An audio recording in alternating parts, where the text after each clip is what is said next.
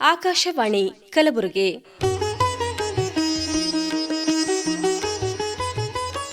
ಬೀದರ್ ಜಿಲ್ಲೆಯ ಬಸವಕಲ್ಯಾಣದಲ್ಲಿ ಏಪ್ರಿಲ್ 9ರಂದು ಸನ್ಮಾನ್ಯ ಮುಖ್ಯಮಂತ್ರಿಗಳಾದ ಬಸವರಾಜ ಬೊಮ್ಮಾಯಿ ಅವರಿಂದ ಅನಾವರಣಗೊಂಡ ಯಾತ್ರಾ ಪರ್ವ ಹಾಗೂ ವಿವಿಧ ಯೋಜನೆಗಳ ಪ್ರಾರಂಭೋತ್ಸವ ಕಾರ್ಯಕ್ರಮದ ಬಾನುಲಿ ವರದಿ. ಎಮ್ಮವರು ಬೆಸಗೊಂಡರೆ ಶುಭ ಲಗ್ನವೆನ್ನಿದಯ್ಯ. ಪ್ರಸ್ತುತಿ ಡಾಕ್ಟರ್ ಸದಾನಂದ ಪೆರ್ಲಾ. ಬೆಸಗೊಂಡರೆ ಶುಭ ಲಗ್ನವೆನ್ನಿದಯ್ಯ.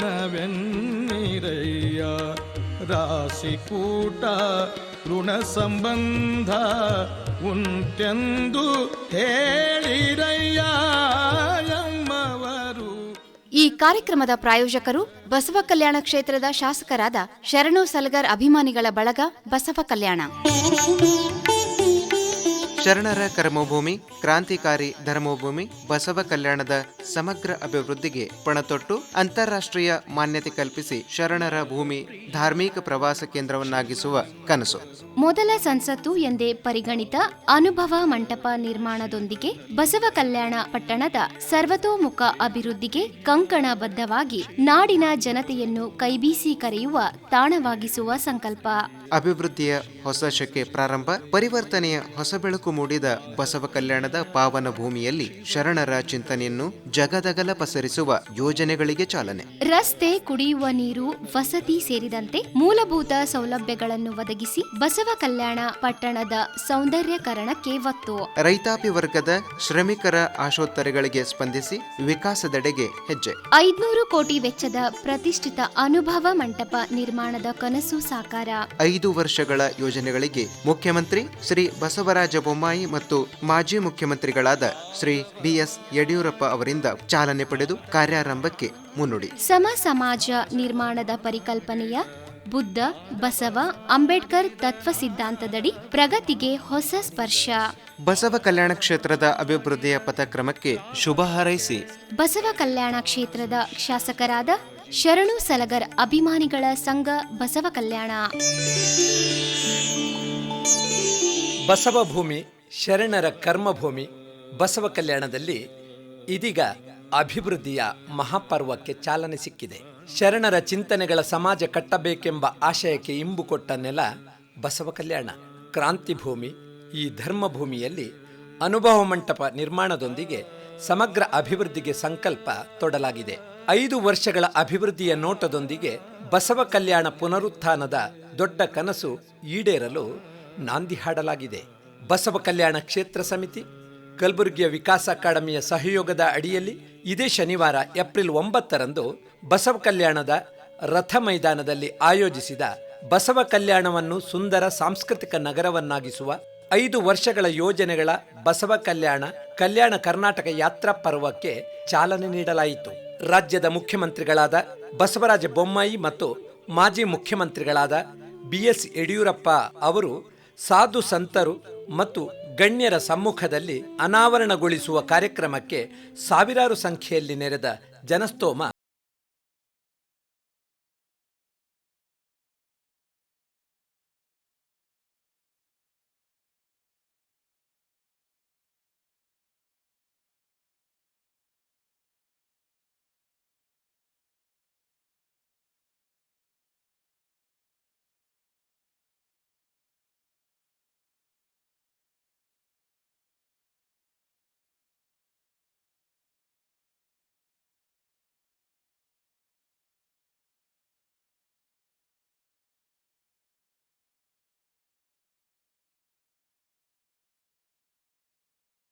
ಜೊತೆಗೆ ಜಾತ್ರೆಯ ಸಡಗರದೊಂದಿಗೆ ಕಣ್ಣು ತುಂಬಿಕೊಂಡರು.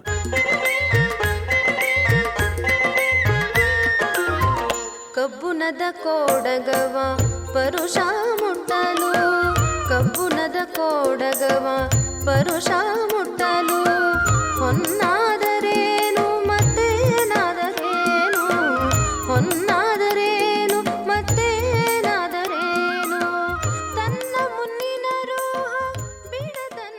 ಅನಾವರಣ ಕಾರ್ಯಕ್ರಮವು ಬಸವಣ್ಣನವರ ಮೂರ್ತಿಗೆ ಅತಿಥಿಗಳು ಪುಷ್ಪಾರ್ಚನೆ ಮಾಡುವುದರ ಮೂಲಕ ಆರಂಭಗೊಂಡಿತು. ನಂತರ ಶ್ರೀಮತಿ ರಾಧಾ ಯವಳೆ ಅವರು ವಚನ ಗಾಯನವನ್ನು ಹಾಡಿದರು. ನಿಮ್ಮ ಶರಣರು ಮೆಟ್ಟಿದ ಧರೆ ಪಾವನವೈ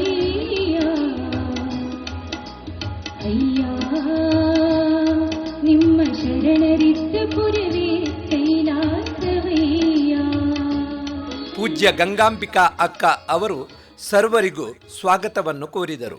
ಒಳಗೂ ಕಲ್ಯಾಣ ಹೊರಗೂ ಕಲ್ಯಾಣ, ಇದರಂತುವ ನಾರು ಬಲ್ಲರಯ್ಯ. ನಿಮ್ಮ ಸತ್ಯ ಶರಣರ ಸುಳುಹು ತೋರುತ್ತಿದೆಯಯ್ಯ. ನಿಮ್ಮ ಶರಣ ಬಸವಣ್ಣನ ಕಾಂಬೆನೆಂಬ ತವಕ ಬೆನಗಾಯಿತು ಕೇಳ ಚೆನ್ನಮಲ್ಲಿಕಾರ್ಜುನ. ಧರ್ಮಗುರು ಬಸವ ತಂದೆಯನ್ನ ಹೃನ್ಮಂದಿರದಲ್ಲಿ ಧ್ಯಾನಿಸಿ 770 ಅಮರಗಣಗಳನ್ನು, ಲಕ್ಷದ ಮೇಲೆ 96,000 ಜಂಗಮರನ್ನು ಸ್ಮರಿಸಿ ಬಸವ ಪೀಠದ ಮೇಲೆ ಉಪಸ್ಥಿತರಿದ್ದ ಎಲ್ಲ ಪೂಜ್ಯರಿಗೂ ಗೌರವಾನ್ವಿತರಿಗೂ ಅನಂತ ಅನಂತ ಶರಣೋ ಶರಣಾರ್ಥಿಗಳು.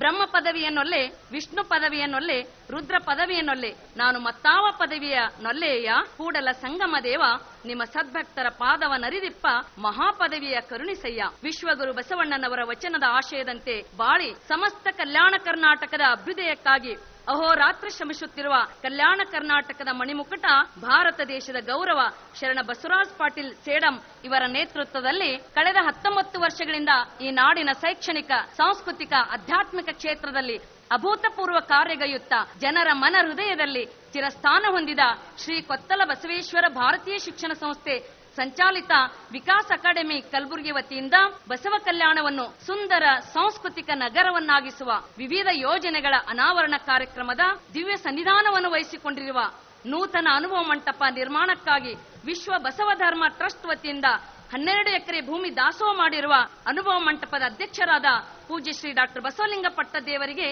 ಬಸವ ಕಲ್ಯಾಣ ಕ್ಷೇತ್ರ ಸಮಿತಿ ಪರವಾಗಿ ಹಾರ್ದಿಕ ಸ್ವಾಗತವನ್ನು ಬಯಸುತ್ತಿದ್ದೇನೆ.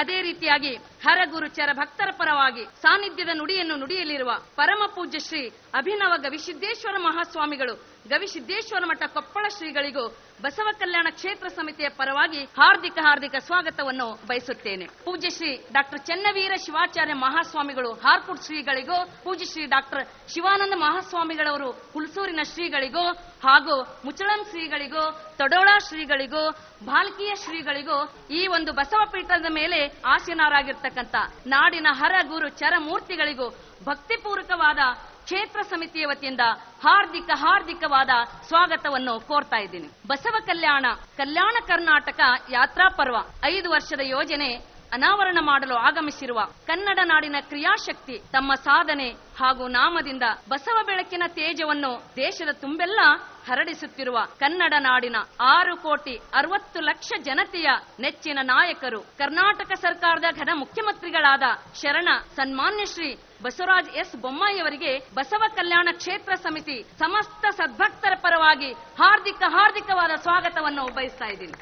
ಯಡಿಯೂರು ಸಿದ್ದಲಿಂಗಯತಿಗಳ ಸಿದ್ಧಿ ಮತ್ತು ಸಾಧನಾ ಶಕ್ತಿಯನ್ನು ತನ್ನಲ್ಲಿ ಇಂಬಿಟ್ಟುಕೊಂಡು ನಾಡಿನ ಲೋಕ ಕಲ್ಯಾಣದ ಜೊತೆಗೆ ಧರ್ಮೋನ್ನತಿಗಾಗಿ ಕಿಂತು ಪರಂತುಗಳನ್ನು ಪರಿಗಣಿಸದೆ ಕನ್ನಡದ ಕೆಚ್ಚಿನ ಸಿಂಹ ಹೃದಯದ ಶೂರ ಲಿಂಗಾಯತ ನಾಯಕ ನವ ಅನುಭವ ಮಂಟಪದ ಅಡಿಗಲ್ಲನ್ನಿಟ್ಟ ಕರ್ನಾಟಕದ ಘನವತ್ತಾದ ಮಾಜಿ ಮುಖ್ಯಮಂತ್ರಿ ಶರಣ BS ಯಡಿಯೂರಪ್ಪನವರಿಗೆ ಬಸವ ಕಲ್ಯಾಣ ಕ್ಷೇತ್ರ ಸಮಿತಿ ವತಿಯಿಂದ ಹೃತ್ಪೂರ್ವಕ ಸ್ವಾಗತವನ್ನು ಬಯಸುತ್ತೇನೆ.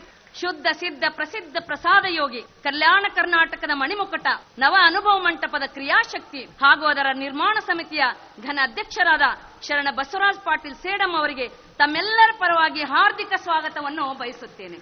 ಭಾರತ ಸರ್ಕಾರದಲ್ಲಿ ಮಾನನೀಯ ಸಚಿವರಾದ ಸನ್ಮಾನ್ಯ ಶ್ರೀ ಶರಣ ಭಗವಂತ್ ಖೂಬಾ ಅವರಿಗೂ, ಬೀದರ್ ಜಿಲ್ಲಾ ಉಸ್ತುವಾರಿ ಸಚಿವರಾದ ಸನ್ಮಾನ್ಯ ಶ್ರೀ ಶರಣ ಶಂಕರ್ ಪಾಟೀಲ್ ಅವರಿಗೂ, ಸನ್ಮಾನ್ಯ ಸಚಿವರಾದ ಶರಣ ಶ್ರೀ ಪ್ರಭು ಚವ್ಹಾಣ್ ಅವರಿಗೂ ಈ ಸಮಿತಿ ವತಿಯಿಂದ ಹಾರ್ದಿಕ ಸ್ವಾಗತವನ್ನು ಬಯಸುತ್ತೇನೆ. ಯುವ ನಾಯಕರು ಇಲ್ಲಿಯ ಜನತೆಯ ಉನ್ನತಿಗಾಗಿ ಅವರ ಕಷ್ಟ ಸುಖಗಳಿಗೆ ಸದಾ ಹೃದಯತೆಯಿಂದ ಸ್ಪಂದಿಸುತ್ತಿರುವ ಬಸವ ಕಲ್ಯಾಣ ಕ್ಷೇತ್ರದ ಶಾಸಕರಾದ ಶರಣು ಸಲ್ಗರ್ ಅವರಿಗೂ ಹಾಗೂ ನಾಡಿನ ಎಲ್ಲಾ ಜನಪ್ರತಿನಿಧಿಗಳಿಗೂ ಸಮಿತಿ ವತಿಯಿಂದ ಹಾರ್ದಿಕ ಸ್ವಾಗತವನ್ನು ಬಯಸುತ್ತೇನೆ. ಬಸವ ಕಲ್ಯಾಣದ ಸಾಮಾಜಿಕ, ಶೈಕ್ಷಣಿಕ, ಆಧ್ಯಾತ್ಮಿಕ ಹಾಗೂ ಸಾಂಸ್ಕೃತಿಕ ಉನ್ನತಿಗಾಗಿ ಸದಾ ಸ್ಪಂದಿಸುತ್ತಿರುವ ಬಸವೇಶ್ವರ ದೇವಸ್ಥಾನ ಪಂಚ್ ಕಮಿಟಿ ಅಧ್ಯಕ್ಷರಾದ ಶರಣ ಅನಿಲ್ ಕುಮಾರ್ ರಟ್ಟೆಯವರಿಗೂ, ಎಲ್ಲ ನಿರ್ದೇಶಕರಿಗೂ, ಬೀದರ್ ಜಿಲ್ಲೆಯ ಮಾನ್ಯ ಜಿಲ್ಲಾಧಿಕಾರಿಗಳಿಗೂ, BKDB ಆಯುಕ್ತರಿಗೂ, ಸಹಾಯಕ ಆಯುಕ್ತರಿಗೂ, ನಗರಸಭೆ ಅಧ್ಯಕ್ಷರಿಗೂ, ಆಯುಕ್ತರಿಗೂ ಹಾಗೂ ಬಸವ ಕಲ್ಯಾಣ ತಹಸೀಲ್ದಾರರಿಗೂ, ಪತ್ರಕರ್ತ ಮಾಧ್ಯಮದವರಿಗೂ ಹಾಗೂ ಸುಕ್ಷೇತ್ರ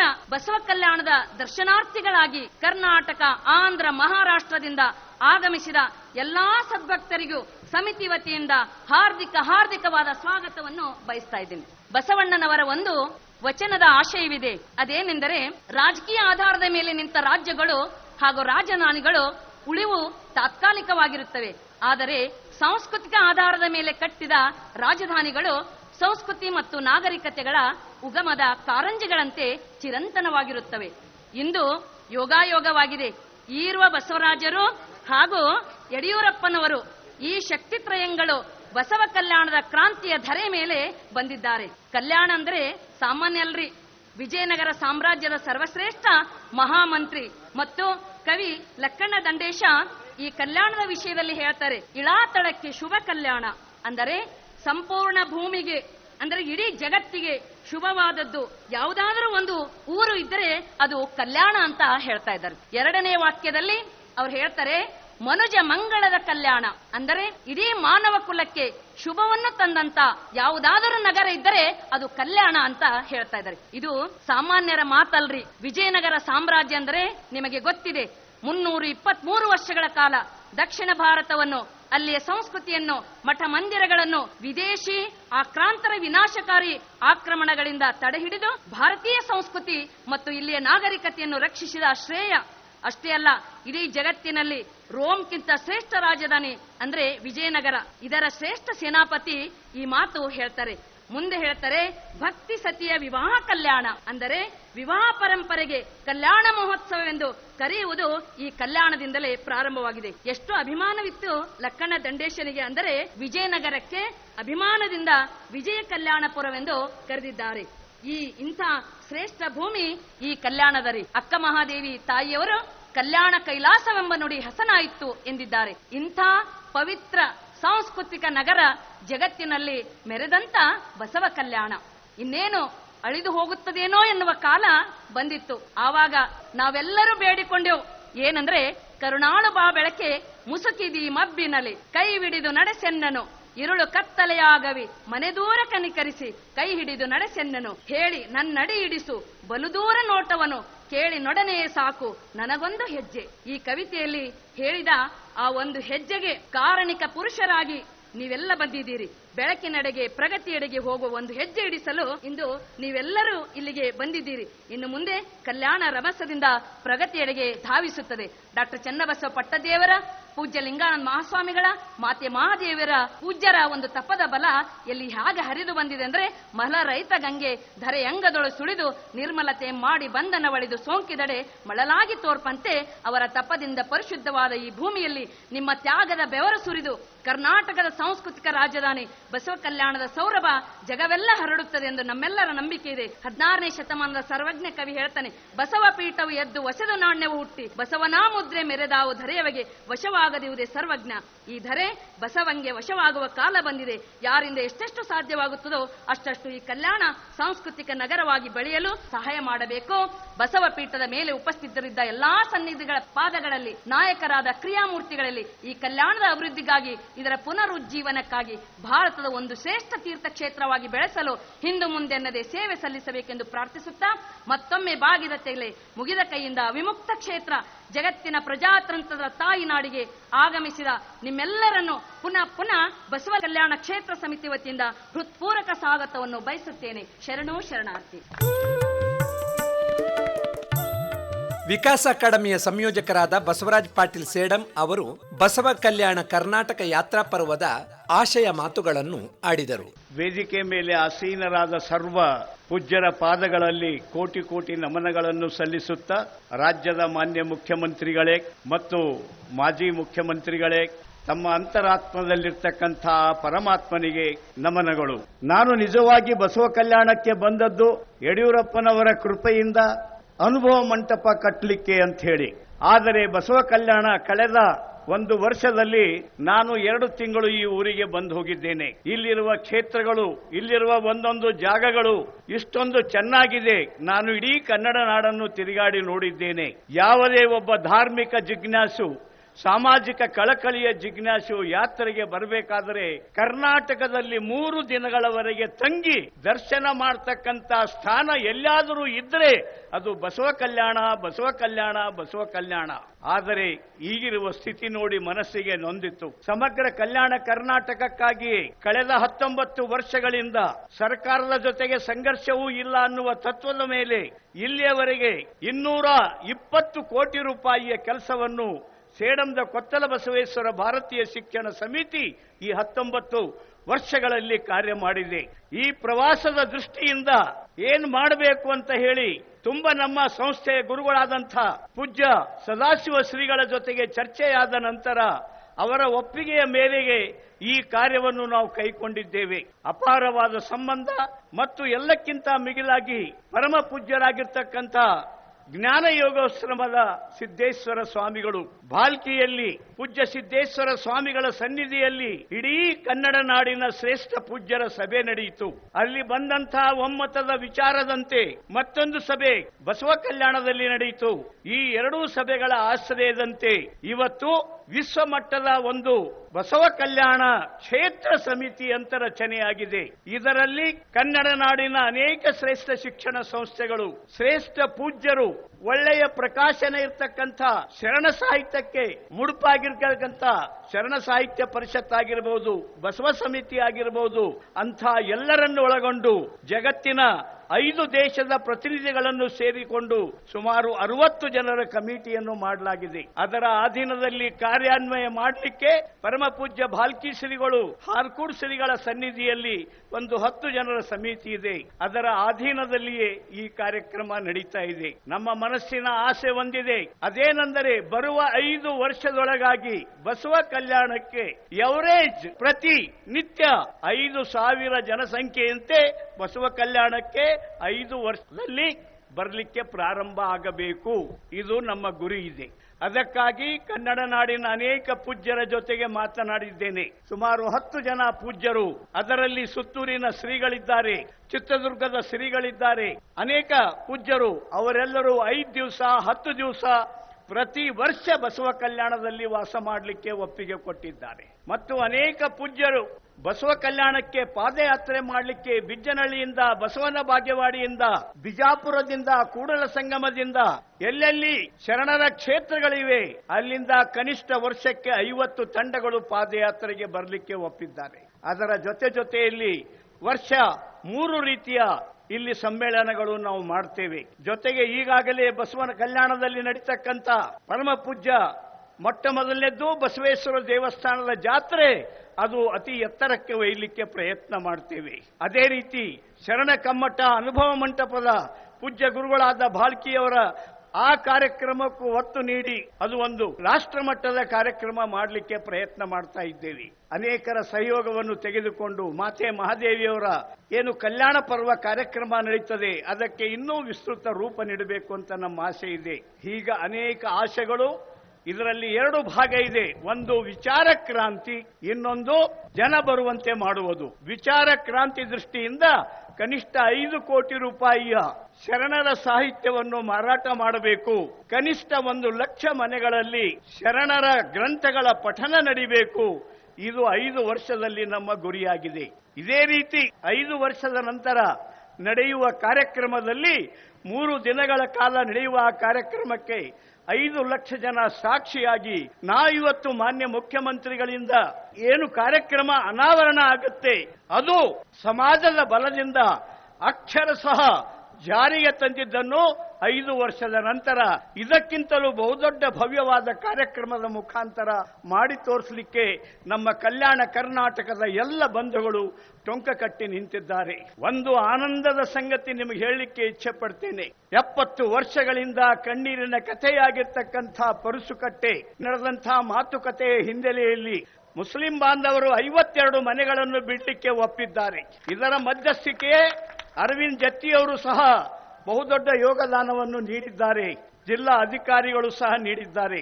ಇದಕ್ಕೆ 5 ಜನ ಮುಸ್ಲಿಂ ಮುಖಂಡರು ಬಹುದೊಡ್ಡ ಮನಸ್ಸನ್ನು ಮಾಡಿ ಇನ್ನು ಮುಂದೆ ನಾವು ಬಸವ ಕಲ್ಯಾಣದಲ್ಲಿ ನೆಮ್ಮದಿಯಿಂದ ಬಾಳೋಣ ಅಂತ ಹೇಳಿ ಅವರು ಸುಮಾರು 70,000 ಸ್ಕ್ವೇರ್ ಫೀಟ್ ಜಮೀನನ್ನು ಬಿಟ್ಟಿದ್ದಾರೆ. ಅದಕ್ಕೆ ಸರ್ಕಾರ ಒಪ್ಪಿಗೆ ನೀಡಿದೆ. ಇದೊಂದು ಐತಿಹಾಸಿಕ ಘಟನೆ. ಈಗ ಪರಸುಕಟ್ಟೆ ಸುತ್ತಮುತ್ತ 4,100 ಸ್ಕ್ವೇರ್ ಫೀಟ್ ಜಾಗ ಈಗ ಎಷ್ಟು ನಮ್ಮ ಹಕ್ಕಿನಲ್ಲಿ ಬಂದಿದೆ ಅದಕ್ಕಿಂತ ಇನ್ನೂ 3 ಪಟ್ಟು ಜಾಗ ನಮಗೆ ಸಿಗುತ್ತದೆ. ಜೊತೆಗೆ 3 ಕಡೆಗಳಲ್ಲಿ ಬಂದು ಹೋಗೋರಿಗೆ 40 ಫೀಟ್ ರೋಡ್ ಇರುತ್ತದೆ. ಈ ರೀತಿಯ ಒಂದು ಐತಿಹಾಸಿಕ ಒಂದು ನಿರ್ಣಯ ಮತ್ತು ಸಾಮಾಜಿಕ ಬಾಂಧವ್ಯದ ಒಂದು ಮಹಾಮಂತ್ರ ಇವತ್ತು ಹೇಳಲಿಕ್ಕೆ ನನಗೆ ತುಂಬಾ ಸಂತೋಷ ಆಗಿದೆ. ಒಬ್ಬ ವ್ಯಕ್ತಿ, ಒಂದು ಸಂಘಟನೆ ಏನೂ ಮಾಡ್ಲಿಕ್ಕಾಗೋದಿಲ್ಲ. ಸಮಾಜದ ಬಲವೇ ಎಲ್ಲಕ್ಕಿಂತ ದೊಡ್ಡ ಬಲವಾಗಿರ್ತದೆ. ಅಂತ ಬಲದ ಆಶೀರ್ವಾದ ತಮ್ಮೆಲ್ಲರಿಂದ ಸಿಗಬೇಕು ಅಂತ ಕೇಳಿ ನನ್ನ ಮಾತಿಗೆ ವಿರಾಮ ಇಡ್ತೇನೆ. ಎಲ್ಲರಿಗೂ ನಮಸ್ಕಾರಗಳು. ಸಸಿಗೆ ನೀರುಣಿಸುವ ಮೂಲಕ ಕಾರ್ಯಕ್ರಮಕ್ಕೆ ಮುಖ್ಯಮಂತ್ರಿಗಳು ಚಾಲನೆ ನೀಡಿದರು. ಬಳಿಕ ಅವರು ಬಸವಯುಗದ ಶರಣ ದಾಂಪತ್ಯ, ಕಲ್ಯಾಣ ಕರ್ನಾಟಕದ ನೋಡುವ ಬೀಡುಗಳು ಕುರಿತ ಕೃತಿಗಳನ್ನು ಬಿಡುಗಡೆ ಮಾಡಿದರು. ಆನಂತರ ಮಾತನಾಡಿದ ಮುಖ್ಯಮಂತ್ರಿಗಳಾದ ಬಸವರಾಜ ಬೊಮ್ಮಾಯಿ ಅವರು, ಅನುಭವ ಮಂಟಪದ ನಿರ್ಮಾಣದಿಂದ ಪ್ರೇರಣೆ ಪಡೆದು ವಿಚಾರ ಕ್ರಾಂತಿ ಆಗಬೇಕಾಗಿದೆ. ಸಮಾನತೆ ಮತ್ತು ಭೇದ ಭಾವ ಇಲ್ಲದ ಸಮಾಜ ನಿರ್ಮಾಣವೇ ಯಾತ್ರಾ ಪರ್ವದ ಗುರಿಯಾಗಬೇಕು. ಅನುಭವ ಮಂಟಪದ ನಿರ್ಮಾಣದ ಕೆಲಸ ಮೇ ತಿಂಗಳಿನಲ್ಲಿ ಪ್ರಾರಂಭವಾಗಲಿದೆ ಮತ್ತು ಕಲ್ಯಾಣ ಕರ್ನಾಟಕ ಭಾಗದ ಸಮಗ್ರ ಅಭಿವೃದ್ಧಿಗೆ ಕಟಿಬದ್ಧನಿರುವುದಾಗಿ ಹೇಳಿದರು. ಶ್ರೀ ಕ್ಷೇತ್ರ ಬಸವ ಕಲ್ಯಾಣಕ್ಕೆ ಬಂದಂತ ಎಲ್ಲ ಶರಣರಿಗೂ ಶರಣು ಶರಣಾರ್ಥಿ. 12ನೇ ಶತಮಾನದಲ್ಲಿ ವೈಚಾರಿಕ ಕ್ರಾಂತಿಯನ್ನ ಮಾಡಿದಂತ ಜಗಜ್ಯೋತಿ ಬಸವೇಶ್ವರವರು ಈ ಮಣ್ಣಿನಲ್ಲಿ ನಡೆದಾಡಿದ್ದರು. ಅಂತ ಮಣ್ಣಿನಲ್ಲಿ ನಾವು ಇವತ್ತು ನಡೆದಾಡುವಂತ ಭಾಗ್ಯ ನಮಗೆ ಸಿಕ್ಕಿರುವಂತಹದ್ದು ಪೂರ್ವ ಜನ್ಮದ ಪುಣ್ಯ ಅಂತ ನಾನು ಭಾವಿಸ್ತೇನೆ. 12ನೇ ಶತಮಾನ ನಮ್ಮ ಭಾರತ ದೇಶಕ್ಕೆ ಬಹಳ ಪ್ರಮುಖವಾಗಿರುವಂತಹ ಪರಿವರ್ತನಾ ಒಂದು ಶತಮಾನ. ಪರಿವರ್ತನೆ ಜಗದ ನೇಮ, ಪರಿವರ್ತನೆ ಮನುಷ್ಯನ ಗುಣಧರ್ಮ. ಆದರೆ ಯಾತಕ್ಕಾಗಿ ಪರಿವರ್ತನೆ ಆಗಬೇಕು, ಯಾವ ರೀತಿ ಪರಿವರ್ತನೆ ಆಗಬೇಕು, ಇದರ ವೈಚಾರಿಕತೆ ನಮಗೆ 800 ವರ್ಷಕ್ಕಿಂತ ಮುಂಚೆ ಬಸವಣ್ಣವರು ನಮ್ಗೆ ಹೇಳಿಕೊಟ್ಟಿದ್ದಾರೆ. ಸಾಮಾನ್ಯ ಜನರಿಗೆ ತಿಳಿಯುವಂತ ಆದರ್ಶಗಳನ್ನ, ತತ್ವಗಳನ್ನ, ಬದುಕುವ ದಾರಿಯನ್ನ ತೋರಿಸಿಕೊಟ್ಟಂತ ಮಹಾತ್ಮ ಬಸವೇಶ್ವರ ಅವರು ನಮ್ಮ ಚಾರಿತ್ರ್ಯ ಹೆಂಗಿರಬೇಕು ಅಂತಂದ್ರೆ ಒಂದೇ ಒಂದು ವಚನದಲ್ಲಿ ಅವರು ಹೇಳಿ, ಕಲಬೇಡ, ಕೊಳಬೇಡ, ಹುಸಿಯನ್ನು ನುಡಿಯಲು ಬೇಡ, ಅನ್ಯರಿಗೂ ಅಸಹ್ಯ ಪಡಬೇಡ, ತನ್ನ ಬಣ್ಣಿಸಲು ಬೇಡ, ಇತರ ಹಳೆಯಲು ಬೇಡ, ಇದೇ ಅಂತರಂಗ ಶುದ್ಧಿ, ಇದೇ ಬಹಿರಂಗ ಶುದ್ಧಿ. ಇದು ನಮ್ಮ ಚಾರಿತ್ರ್ಯ. ಇನ್ನು ಯಾವ ರೀತಿ ಬದುಕಬೇಕು ಅಂತಂತ ಕೇಳಿದ್ರೆ ಅವರು ಕಾಯಕವೇ ಕೈಲಾಸ ಅನ್ನು, ದುಡಿಮೆ ಮಾಡಿ ಬದುಕು, ದುಡಿಮೆ ಇಲ್ಲದೆ ಬದುಕು ಬದುಕಲ್ಲ ಅನ್ನುವಂಥ. ಇನ್ನ ಸಮಾಜದಲ್ಲಿ ಯಾವ ರೀತಿ ನಾವು ಇರಬೇಕು ಅಂತ, ಕಾಗೆ ಒಂದು ಅಗಳ ಕಂಡರೆ ಕರೆಯಿತು ತನ್ನ ಎಲ್ಲ ಬಳಗವನ್ನ. ಧರ್ಮದ ಬಗ್ಗೆನೂ ಕೂಡ ಅವರು ಹೇಳಿದ್ದಾರೆ, ದಯವೇ ಧರ್ಮದ ಮೂಲವಯ್ಯ. ಹೀಗೆ ಇಂದಿಗೂ ಕೂಡ ಪ್ರಸ್ತುತವಾಗಿರುವಂತಹ ಹಲವಾರು ನಮ್ಮ ನಡುವಿರುವಂತಹ ವಿಚಾರಗಳಿಗೆ ಸ್ಪಷ್ಟತೆಯನ್ನ 12ನೇ ಶತಮಾನದಲ್ಲಿ ಬಸವಣ್ಣವರು ನಮ್ಗೆ ಕೊಟ್ಟಿದ್ದಾರೆ. ಕೇವಲ ನೀತಿ ಅಷ್ಟೇ ಅಲ್ಲ, ಬದುಕುವ ದಾರಿಯನ್ನು ಅವರು ಕೊಟ್ಟಿದ್ದಾರೆ. ಕಾಯಕವೇ ಕೈಲಾಸ ಅನ್ನುವಂಥದ್ದು ಇಂಗ್ಲಿಷ್ನಲ್ಲಿ ಪರಿವರ್ತನೆ ಮಾಡಿದಾಗ ವರ್ಕ್ ಈಸ್ ವರ್ಷಿಪ್ ಅಂತಾರೆ. ಅದು ಸರಿಯಲ್ಲ.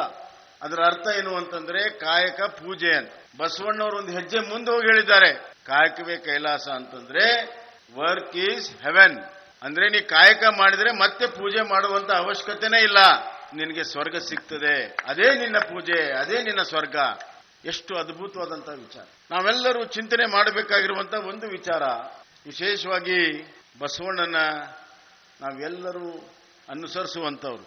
ಅಂದು ಬಸವಣ್ಣ ಹೋರಾಟ ಮಾಡಿದಂತಹ ಅಸಮಾನತೆ, ಲಿಂಗಭೇದ, ಮೂಢನಂಬಿಕೆ, ಕಂದಾಚಾರಗಳು ಇವತ್ತು ಇಂದಿಗೂ ಕೂಡ ಪ್ರಸ್ತುತ ಇದೆ. ಬಹಳ ಜನ ಭಾಷಣ ಮಾಡುವಾಗ ಹೇಳ್ತಾರೆ, Basavanna is ever relevant today, is more relevant today ಅಂತ. ಬಸವಣ್ಣ ಇಂದೂ ಪ್ರಸ್ತುತ ಅಂತ ಹೇಳ್ತಾರೆ. ನಾವು ಯೋಚನೆ ಮಾಡಬೇಕು, ಬಸವಣ್ಣ ಇಂದೂ ಪ್ರಸ್ತುತ ಅಂತಂದ್ರೆ ಅವನು ಯಾತಕ್ಕಾಗಿ ಹೋರಾಟ ಮಾಡಿದ್ದ, ಎಲ್ಲ ಅನಿಷ್ಟಗಳು ಇನ್ನೂ ಕೂಡ ಇದೇ ಸಮಾಜದಲ್ಲಿ ಅನ್ನುವಂಥದ್ದು ನಾವು ಚಿಂತನೆಯನ್ನು ಮಾಡಬೇಕಾಗಿದೆ. ಪ್ರತಿಯೊಬ್ಬ ಬಸವ ಭಕ್ತನ ಈ ಚಿಂತನೆ ಮೊದಲು ನಮ್ಮಲ್ಲಿ ಪರಿವರ್ತನೆ ಮತ್ತು ಇತರರಲ್ಲಿ ಪರಿವರ್ತನೆ ಆಮೇಲೆ ಆದಾಗ ಮಾತ್ರ ಈ ಆಧುನಿಕ ಕಾಲದಲ್ಲೂ ಕೂಡ ಸಾಮಾಜಿಕ ಕ್ರಾಂತಿಯನ್ನು ನಾವು ಮಾಡಬಹುದು. ಜಗತ್ತಿನಲ್ಲಿ ಮೂಲಭೂತ ಬದಲಾವಣೆ ತರಲು ಇತಿಹಾಸದ ಪುಟಗಳನ್ನು ತೆಗೆದು ನೋಡಿದಾಗ ಯಾವುದೇ ಒಂದು ದೊಡ್ಡ ರಾಷ್ಟ್ರ ಆಗಲಿ, ಸೈನ್ಯ ಆಗಲಿ, ಸಂಸ್ಥೆಗಳಾಗಲಿ ದೊಡ್ಡ ಪರಿವರ್ತನೆಯನ್ನು ತಂದಿಲ್ಲ. ಸಾಮಾಜಿಕವಾಗಿ ದೊಡ್ಡ ಪರಿವರ್ತನೆ ತಂದಿರುವಂತದ್ದು ಎಲ್ಲರೂ ಕೂಡ ವ್ಯಕ್ತಿಗಳು. ಅದು ಬಸವ ಇರಬಹುದು, ಬುದ್ಧ ಇರಬಹುದು, ಮಹಾವೀರ ಇರಬಹುದು, ಶಂಕರಾಚಾರ್ಯ ಇರಬಹುದು, ಮೊಹಮ್ಮದ್ ಪೈಗಂಬರ್ ಇರಬಹುದು, ಜೀಸಸ್ ಕ್ರೈಸ್ಟ್ ಇರಬಹುದು. ಇವರೆಲ್ಲರೂ ವ್ಯಕ್ತಿಗಳು. ಆದರೆ ಆ ವ್ಯಕ್ತಿಯಲ್ಲಿರುವಂತಹ ಒಂದು ಶಕ್ತಿ, ಒಂದು ಧ್ಯೇಯನ್ನ ಹಿಡ್ಕೊಂಡು ಸಂಪೂರ್ಣವಾಗಿ ತನ್ನ ಬದುಕನ್ನ ಅದಕ್ಕೆ ಮೀಸಲಿಟ್ಟು ಪ್ರಾಮಾಣಿಕವಾಗಿ ಕೆಲಸವನ್ನ ಮಾಡಿದಾಗ ಆ ವ್ಯಕ್ತಿ ಒಂದು ಶಕ್ತಿ ಆಗ್ತಾನೆ. ಆ ಶಕ್ತಿಯಿಂದ ಸಾಮಾಜಿಕ ಪರಿವರ್ತನೆ ಆಗ್ತದೆ ಮತ್ತು ಅದಕ್ಕೆ ಕಿರೀಟಪ್ರಾಯಶವಾಗಿರುವಂತಹದ್ದು ತ್ಯಾಗ. ನೀವು ನೋಡಿ, ಇವೆಲ್ಲರೂ ಅಂತಿಮವಾಗಿ ತಮ್ಮ ಬದುಕನ್ನ ಯಾವ ರೀತಿ ತ್ಯಾಗವನ್ನ ಮಾಡಿದ್ರು, ಬಸವಣ್ಣನ ಸಮೇತವಾಗಿ, ಜೀಸಸ್ ಕ್ರೈಸ್ಟ್ ಸಮೇತವಾಗಿ, ಬುದ್ಧನ ಸಮೇತವಾಗಿ. ಇದನ್ನೆಲ್ಲವನ್ನು ನೋಡಿದಾಗ ನಾವು ತಿಳ್ಕೊಳ್ಳುವಂಥದ್ದು ಬಹಳಿದೆ ಬಂಧುಗಳೇ. ಇಂಥ ಒಂದು ನಾಡಿನಲ್ಲಿ, ಈ ಎಲ್ಲ ಚಿಂತನೆಗೆ ಹಚ್ಚುವಂತ ಒಂದು ವೈಚಾರಿಕ ನಾಡಿನಲ್ಲಿ ನಾವು ಇವತ್ತಿದ್ದೇವೆ.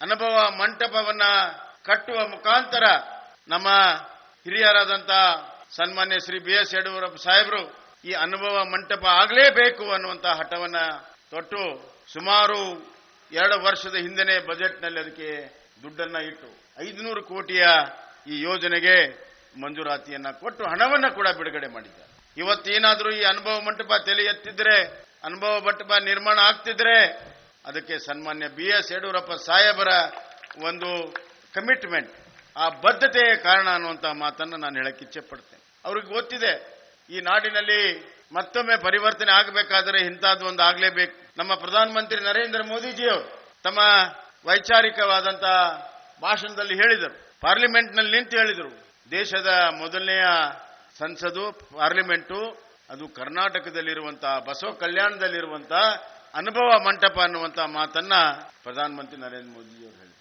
ಅದಕ್ಕೆ ಹೊಂದ್ಕುವ ರೀತಿಯಲ್ಲಿ ನಮ್ಮ ನಾಯಕರಾದಂಥ ಯಡಿಯೂರಪ್ಪನವರು ಇದನ್ನ ಈಗ ಅದಕ್ಕೆ ಚಾಲನೆಯನ್ನ ಕೊಟ್ಟಿದ್ದಾರೆ. ಅದಕ್ಕೆ ಬಹಳ ದೊಡ್ಡ ಶಕ್ತಿಯನ್ನು ಕೂಡ ತುಂಬಿದ್ದಾರೆ. ಈ ಅನುಭವ ಮಂಟಪ ಪೂರ್ತಿ ಆಗೋದ್ರೊಳಗಡೆ ಇನ್ನೊಂದು ವೈಚಾರಿಕ ಕ್ರಾಂತಿಯನ್ನ ಮಾಡಬೇಕಂತ ಹೇಳಿ ನಮ್ಮ ಬಸವರಾಜ ಪಾಟೀಲ್ ಸೇಡಂ ಅವರ ಒಂದು ದೀಕ್ಷೆಯನ್ನ ತೊಟ್ಟಿದ್ದಾರೆ. ಕೇವಲ ಕಟ್ಟಡ ಅಲ್ಲ, ಕಟ್ಟಡದ ಜೊತೆಗೆ ವೈಚಾರಿಕತೆಯು ಕೂಡ ಈ ನಾಡಿನಲ್ಲಿ ಮತ್ತೊಮ್ಮೆ ಬದಲಾವಣೆ ಆಗಬೇಕು. 12ನೇ ಶತಮಾನದಲ್ಲಿ ಆಗಿರುವಂತಹ ಪರಿವರ್ತನೆ, ಆ ಅನಿಷ್ಟಗಳ ವಿರುದ್ಧ ಇರುವಂತಹ ಒಂದು ಸಾಮಾಜಿಕವಾದಂತಹ ಚಿಂತನೆ ಮತ್ತು ಹೋರಾಟ ಮತ್ತೊಮ್ಮೆ ಈ ಕನ್ನಡ ನಾಡಿನಲ್ಲಿ ಆಗಬೇಕಾದ್ರೆ ಈ ಅನುಭವ ಮಂಟಪ ಒಂದು ದೊಡ್ಡ ಪ್ರೇರಣಾ ಶಕ್ತಿಯಾಗಿ ಬರುವಂತಹ ದಿನಗಳಲ್ಲಿ ನಮ್ಮೆಲ್ಲರಿಗೂ ಕೂಡ ಮಾರ್ಗದರ್ಶನ ಮಾಡ್ತದೆ ಅನ್ನುವಂತಹ ಮಾತನ್ನು ನಾನು ಹೇಳಕ್ಕೆ ಇಚ್ಛೆ ಪಡ್ತೀನಿ. ಯಾಕಂದ್ರೆ ನಮ್ಮೆಲ್ಲರ ಆಶಯ ಏನಿದೆ, ಈ ಅನುಭವ ಮಂಟಪದಲ್ಲಿ ಜಗತ್ತಿನ ಎಲ್ಲ ತತ್ವಜ್ಞಾನಿಗಳು, ಎಲ್ಲ ತರದ ವಿಚಾರಗಳು ಇಲ್ಲಿ ಬರಬೇಕು, ಚರ್ಚೆ ಆಗಬೇಕು. ಮುಂದಿನ ಮಾನವ ಕುಲ ಯಾವ ರೀತಿ ನಾವು ಬದುಕಬೇಕು, ಬಾಳಬೇಕು, ಶಾಂತಿ ಸೌಹಾರ್ದತೆಯಿಂದ ಅನ್ನುವಂತಹ ಚಿಂತನೆ ಈ ಅನುಭವ ಮಂಟಪದಲ್ಲಿ ಆಗಬೇಕು. ಅಂದಾಗ ಮಾತ್ರ ನಾವು 12ನೇ ಶತಮಾನದ ಬಸವಣ್ಣನಿಗೆ ನಿಜವಾದಂತಹ ನಮನಗಳನ್ನು ಸಲ್ಲಿಸಿದಂಗೆ ಆಗ್ತದೆ ಅನ್ನುವಂತ ಒಂದು ವಿಚಾರವನ್ನು ಇಟ್ಕೊಂಡು ಇದಕ್ಕೆ ಎಲ್ಲರೂ ಕೂಡ ಬೆಂಬಲವನ್ನು ಕೊಡಬೇಕು. ಸಮಗ್ರ ಕರ್ನಾಟಕ ಕನ್ನಡ ನಾಡು ಜಾತಿ ಮತ ಪಂಕ್ತ ಎಲ್ಲವನ್ನೂ ಬಿಟ್ಟು ಬೆಂಬಲವನ್ನು ಕೊಡಬೇಕು. ಬಸವಣ್ಣ ಯಾವುದೇ ಒಂದು ಜಾತಿಗೆ ಸೇರಿದವನಲ್ಲ, ಒಂದು ಕುಲಕ್ಕೆ ಸೇರಿದವನಲ್ಲ, ಮಾನವ ಕುಲಕ್ಕೆ ಬಸವಣ್ಣ ಸೇರಿದ್ದಾನೆ. ಹೀಗಾಗಿ ಅವನು ಭಕ್ತಿ ಭಂಡಾರಿ ಬಸವಣ್ಣ, ಜಗಜ್ಯೋತಿ ಬಸವಣ್ಣ ಅಂತ ಕರೆಸ್ಕೊಳ್ತಾ ಇದ್ದೆ. ಬಸವಣ್ಣನ ಆ ಒಂದು ಶಕ್ತಿ ಇಂದು ಕೂಡ ಈ ನೆಲದಲ್ಲಿದೆ, ಈ ಮಣ್ಣಿನ ಕಣ ಕಣದಲ್ಲಿ ಇದೆ. ಅದರ ಅನುಭವ ಆಗಬೇಕು, ಅದಕ್ಕೆ ಅನುಭವ ಮಂಟಪ ಬರಬೇಕು. ಬಂಧುಗಳೇ, ಈ ಅನುಭವ ಮಂಟಪದ ಕಟ್ಟಡ ಮೇ ಮೊದಲನೇ ವಾರದಲ್ಲಿ ಅಧಿಕೃತವಾಗಿ ಪ್ರಾರಂಭ ಆಗ್ತದೆ ಅನ್ನುವಂತಹ ಮಾತನ್ನ ನಾನು ಹೇಳಕ್ಕೆ ಇಚ್ಛೆ ಪಡ್ತೀನಿ. ಹಲವಾರು ಸಮಸ್ಯೆಗಳನ್ನು ನಿವಾರಣೆ ಮಾಡಿ ಬಸವಣ್ಣನ ಆಶೀರ್ವಾದದಿಂದ, ಅಲ್ಲಮ್ಮ ಪ್ರಭುವಿನ ಆಶೀರ್ವಾದದಿಂದ, ಅಕ್ಕ ಮಹಾದೇವಿಯ ಆಶೀರ್ವಾದದಿಂದ, ಎಲ್ಲ ಶರಣರ ಆಶೀರ್ವಾದದಿಂದ ಇವತ್ತು ಇದು ಪ್ರಾರಂಭ ಆಗ್ತಾ ಇದೆ. ಇದೊಂದು ಅಮೃತ ಗಳಿಗೆ. ಈ ಎಂಥ ಅಮೃತ ಗಳಿಗೆಗೆ ನಾವು ನೀವು ಸಾಕ್ಷಿ ಆಗ್ತಾ ಇದ್ದೇವೆ. ನಾವು ಮತ್ತೊಮ್ಮೆ ಹೇಳ್ತೇನೆ, ಎಲ್ಲರ ಒಂದು ಪುಣ್ಯ ಭಾಗ್ಯ. ಈ ವೈಚಾರಿಕ ಕ್ರಾಂತಿ ನಿರಂತರವಾಗಿ ನಡೀಲಿ. ಇದಕ್ಕೆ 500 ಕೋಟಿ ರೂಪಾಯಿ ಏನಿದೆ, ಇದಕ್ಕೆ ಯಾವುದೇ ರೀತಿಯ ತೊಂದರೆ ಆಗದಂತೆ ಇದರ ಕಟ್ಟಡಕ್ಕೆ ಮತ್ತು ಯಾವುದೇ ರೀತಿಯ ಬಸವ ಕಲ್ಯಾಣದ ಸಮಗ್ರ ಅಭಿವೃದ್ಧಿಗೆ ಹಲವಾರು ಶಿವಶರಣರ ಇಲ್ಲಿ ಸ್ಮಾರಕಗಳಿದ್ದಾವೆ, ಅವುಗಳನ್ನ ಅಭಿವೃದ್ಧಿಪಡಿಸುವಂತದ್ದು, ರಕ್ಷಣೆ ಮಾಡುವಂತದ್ದು, ಪರ್ಶಕಟ್ಟೆಯ ಅಭಿವೃದ್ಧಿ ಮಾಡುವಂತದ್ದು, ಇತರ ಎಲ್ಲ ಅಭಿವೃದ್ಧಿ ಮಾಡುವಂತದ್ದು, ಬಸವ ಕಲ್ಯಾಣದ ಸಮಗ್ರ ಅಭಿವೃದ್ಧಿಗೆ ನಾವೇನು ಹೇಳಿದ್ದೇವೆ ಅದಕ್ಕೆ ಬದ್ಧರಾಗಿ ನಮ್ಮ ಸರ್ಕಾರ ನಡ್ಕೊಳ್ತದೆ ಅನ್ನುವಂಥ ಮಾತನ್ನ ಹೇಳಿ, ಬಸವರಾಜ ಸೇಡಂ ಅವರ ನೇತೃತ್ವದಲ್ಲಿ ನಮ್ಮ ನಾಯಕರಾದಂಥ ಯಡಿಯೂರಪ್ಪನವರು ಮಾನವ ಸಂಪನ್ಮೂಲನ ವೃದ್ಧಿಗೊಳಿಸುವಂತ ಒಂದು ವಿಶೇಷವಾಗಿರುವಂತಹ ಒಂದು ಸಮಿತಿಯನ್ನ ಮಾಡಿ ಅವರ ಅಧ್ಯಕ್ಷತೆಯಲ್ಲಿ ಈಗಾಗಲೇ 200 ಕೋಟಿ ರೂಪಾಯಿಯನ್ನ ಕಲ್ಯಾಣ ಕರ್ನಾಟಕದ ಸಮಗ್ರ ಅಭಿವೃದ್ಧಿಗೆ ಇವತ್ತು ಕೊಟ್ಟಿದ್ದಾರೆ. ಅದರ ಮುಖಾಂತರ ಪ್ರತಿಯೊಬ್ಬ ಹಳ್ಳಿಯಲ್ಲಿ ಅವನಿಗೆ ಟ್ರೈನಿಂಗು ಮತ್ತು ಸ್ಕಿಲ್ ಟ್ರೈನಿಂಗು, ಕೌಶಲ್ಯ ಅಭಿವೃದ್ಧಿ, ಅವನ ಸ್ವಂತ ಕಾಲ ಮೇಲೆ ಅವನು ನಿಲ್ಲೋದಕ್ಕೆ ಆತ್ಮವಿಶ್ವಾಸ, ಆರೋಗ್ಯ, ಶಿಕ್ಷಣ, ಸಂಘಟಿತವಾದಂತ ಒಂದು ವ್ಯಾಪಾರ ಎಲ್ಲದಕ್ಕೂ ಕೂಡ ಅವರು ಗುರಿಯನ್ನು ಇಟ್ಟುಕೊಂಡು ಮಾಡ್ತಾ ಇದ್ದಾರೆ. ಸಮಗ್ರ ಕಲ್ಯಾಣ ಕರ್ನಾಟಕದ ಅಭಿವೃದ್ಧಿಗೆ ಕಂಕಣಬದ್ಧರಾಗಿ ಅವರು ಮಾಡ್ತಾ ಇದ್ದಾರೆ. ಅದಕ್ಕೂ ಕೂಡ ನಮ್ಮೆಲ್ಲ ಸಂಪೂರ್ಣವಾದಂತ ಸಹಕಾರ ಇರ್ತದೆ.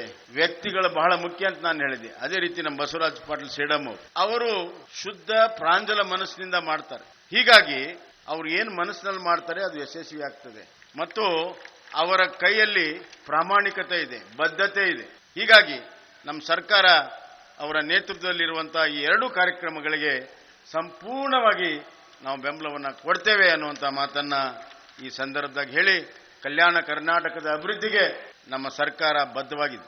ಪ್ರತಿ ವರ್ಷ 1500 ಕೋಟಿ ರೂಪಾಯಿ ಕೊಡಬೇಕಂತ ಹೇಳಿ ಹಲವಾರು ಸಂದರ್ಭಗಳಲ್ಲಿ ಆ 1500 ಕೋಟಿ ಸಂಪೂರ್ಣವಾಗಿ ಬಿಡುಗಡೆನೆ ಆಗ್ತಾ ಇರಲಿಲ್ಲ. ಕಳೆದ ವರ್ಷ ನಮ್ಮ ಯಡಿಯೂರಪ್ಪ ಸಾಹೇಬರು 1492 ಕೋಟಿ ರೂಪಾಯಿ ಏನು ಕೊಡ್ತೀವಿ ಅಂತ ಬಜೆಟ್ನಲ್ಲಿ ಇಟ್ಟಿದ್ರು.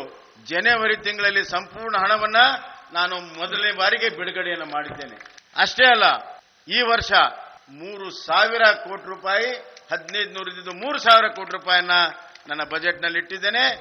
ಏಪ್ರಿಲ್ ಕೊನೆಯ ವಾರದ ಒಳಗಡೆ ಈ ಎಲ್ಲ ಕ್ರಿಯಾ ಯೋಜನೆಗಳಿಗೆ ಅನುಮೋದನೆಯನ್ನ ಕೊಟ್ಟು ನಿಜವಾಗಲೂ ಕೂಡ ವೈಚಾರಿಕ ಪರ್ವದ ಜೊತೆಗೆ ಬಸವನಾಡಿನಲ್ಲಿ ಅಭಿವೃದ್ಧಿಯ ಪರ್ವವನ್ನ ಮಾಡಲು ನಮ್ಮ ಸರ್ಕಾರ ಬದ್ಧವಾಗಿದೆ. ಈ ಏಪ್ರಿಲ್ ಕೊನೆಯ ವಾರದಲ್ಲಿ ಅನುಮೋದನೆಯನ್ನ ಕೊಟ್ಟು ಇದೇ ವರ್ಷ ಎಲ್ಲ ಕಾರ್ಯಕ್ರಮಗಳನ್ನ ಅಭಿವೃದ್ಧಿಯನ್ನ ಮನೆ ಮನೆಗೆ ಊರಿಗೆ ಎಲ್ಲ ತಾಲೂಕುಗಳಿಗೆ ಮುಟ್ಟುವಂತಹ ಕೆಲಸವನ್ನ ನಮ್ಮ ಸರ್ಕಾರ ಮಾಡ್ತದೆ ಅನ್ನುವಂತ ಮಾತನ್ನ ಈ ಸಂದರ್ಭದಾಗ ಹೇಳಕ್ಕೆ ಇಚ್ಛೆ ಪಡ್ತೇನೆ. ಕಲ್ಯಾಣ ಕರ್ನಾಟಕ ಅಭಿವೃದ್ಧಿ ಬಹಳ ಮುಖ್ಯ. ಒಂದು ರಾಜ್ಯ ಸಮಗ್ರ ಅಭಿವೃದ್ಧಿ ಆಗಬೇಕಾದ್ರೆ ಎಲ್ಲ ಭಾಗಗಳು ಅಭಿವೃದ್ಧಿ ಆಗಬೇಕು. ಒಂದು ಭಾಗ ಕುಂಠಿತ ಆಧಾರದ ಆಗೋದಿಲ್ಲ.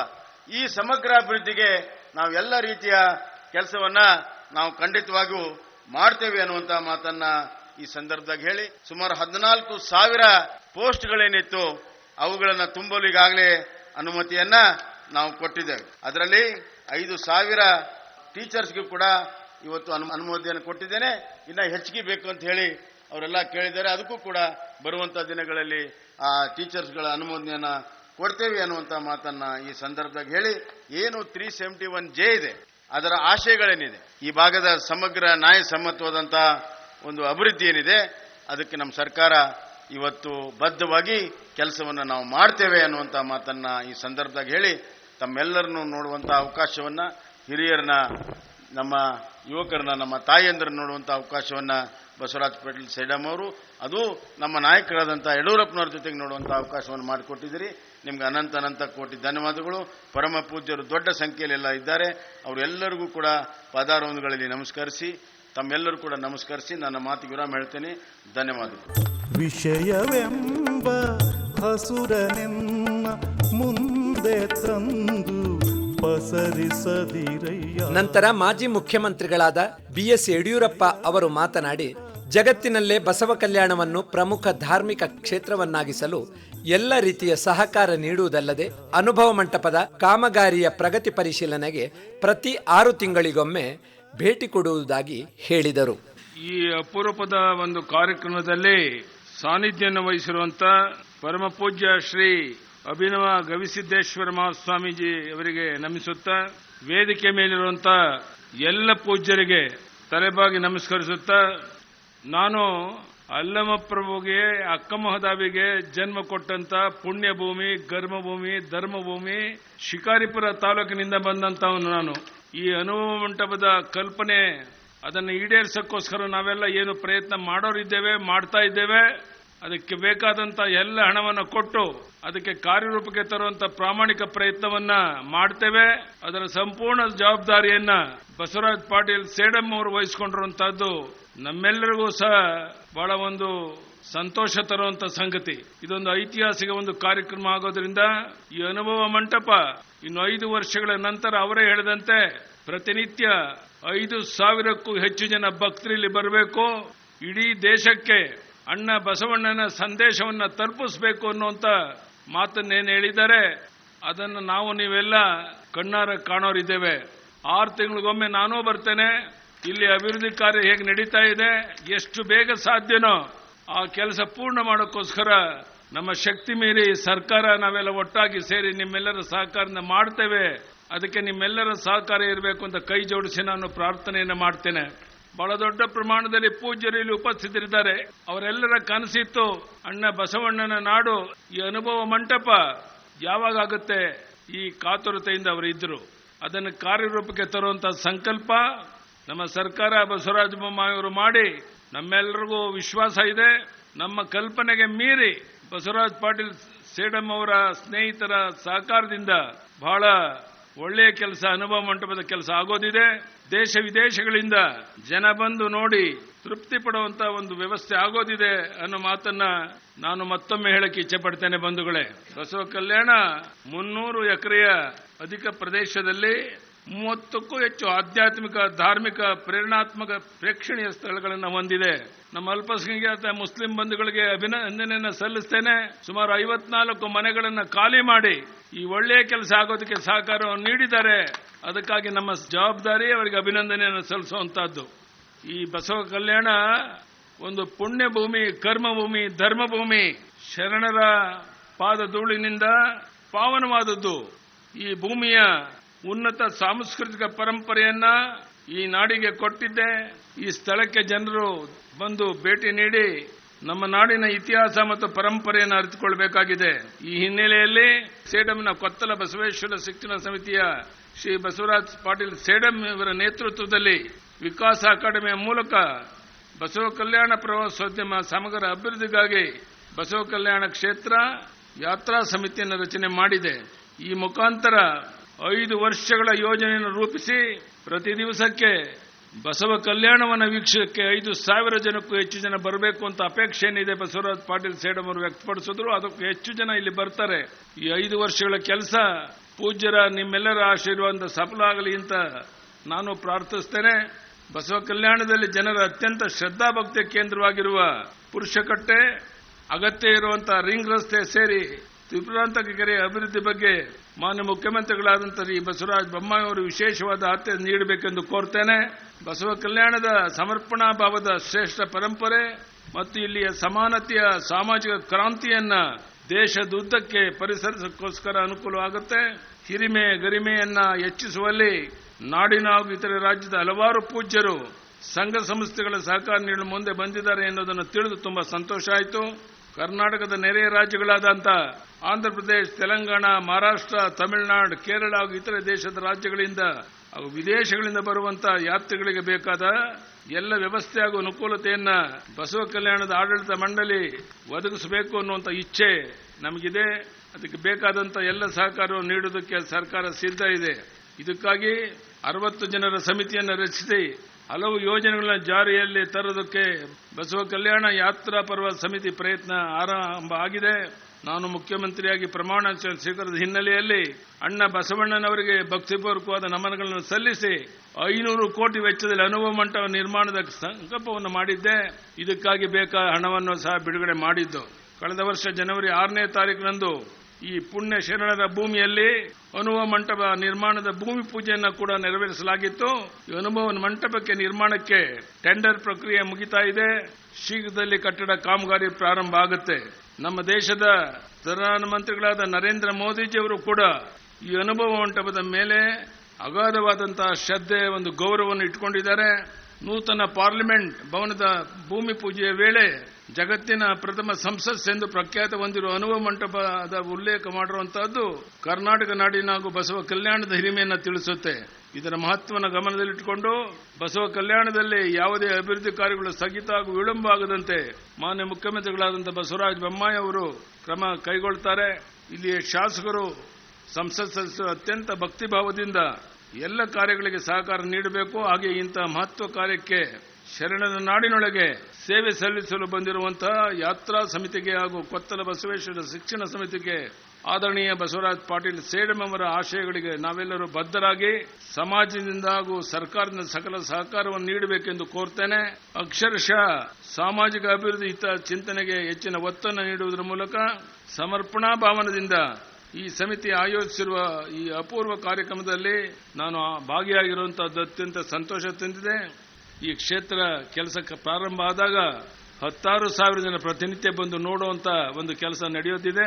ಅದೆಲ್ಲಕ್ಕೂ ನೀವು ಕಾರಣೀಭೂತರಾಗ್ತೀರಾ ಅನ್ನೋ ಮಾತನ್ನು ಹೇಳ್ತಾ, ಈ ಅಪರೂಪದ ಒಂದು ಕಾರ್ಯಕ್ರಮದಲ್ಲಿ ಮುಖ್ಯಮಂತ್ರಿಗಳು, ನಾವು ಎಲ್ಲ ಮುಖಂಡರುಗಳು, ಶಾಸಕರು, ಸಂಸತ್ ಸದಸ್ಯರು ಭಾಗವಹಿಸಿ ಪೂಜ್ಯ ಸ್ವಾಮೀಜಿಗಳು ಇಷ್ಟು ದೊಡ್ಡ ಸಂಖ್ಯೆಯಲ್ಲಿ ಸೇರಿ ಎಲ್ಲರ ಆಶೀರ್ವಾದದಿಂದ ಈ ಒಂದು ಅನುಭವ ಮಂಟಪದ ಕೆಲಸ ಆದಷ್ಟು ಬೇಗ ಪ್ರಾರಂಭ ಆಗಬೇಕು ಅನ್ನುವಂಥ ಅಪೇಕ್ಷೆ ಏನಿದೆ, ಅದನ್ನು ತತ್ಕ್ಷಣ ಕೆಲಸ ಪ್ರಾರಂಭ ಮಾಡಿ 5 ವರ್ಷ ಅಲ್ಲ, ಆದಷ್ಟು ಬೇಗ ಈ ಕಾರ್ಯವನ್ನು ಪೂರ್ಣ ಮಾಡುವಂತಹ ಪ್ರಾಮಾಣಿಕ ಪ್ರಯತ್ನ ಸರ್ಕಾರ ಮಾಡುತ್ತೆ ಅನ್ನೋ ಭರವಸೆಯನ್ನು ಕೊಡ್ತಾ ತಮ್ಮೆಲ್ಲರಿಗೂ ವಂದನೆ, ಧನ್ಯವಾದಗಳು, ನಮಸ್ಕಾರ.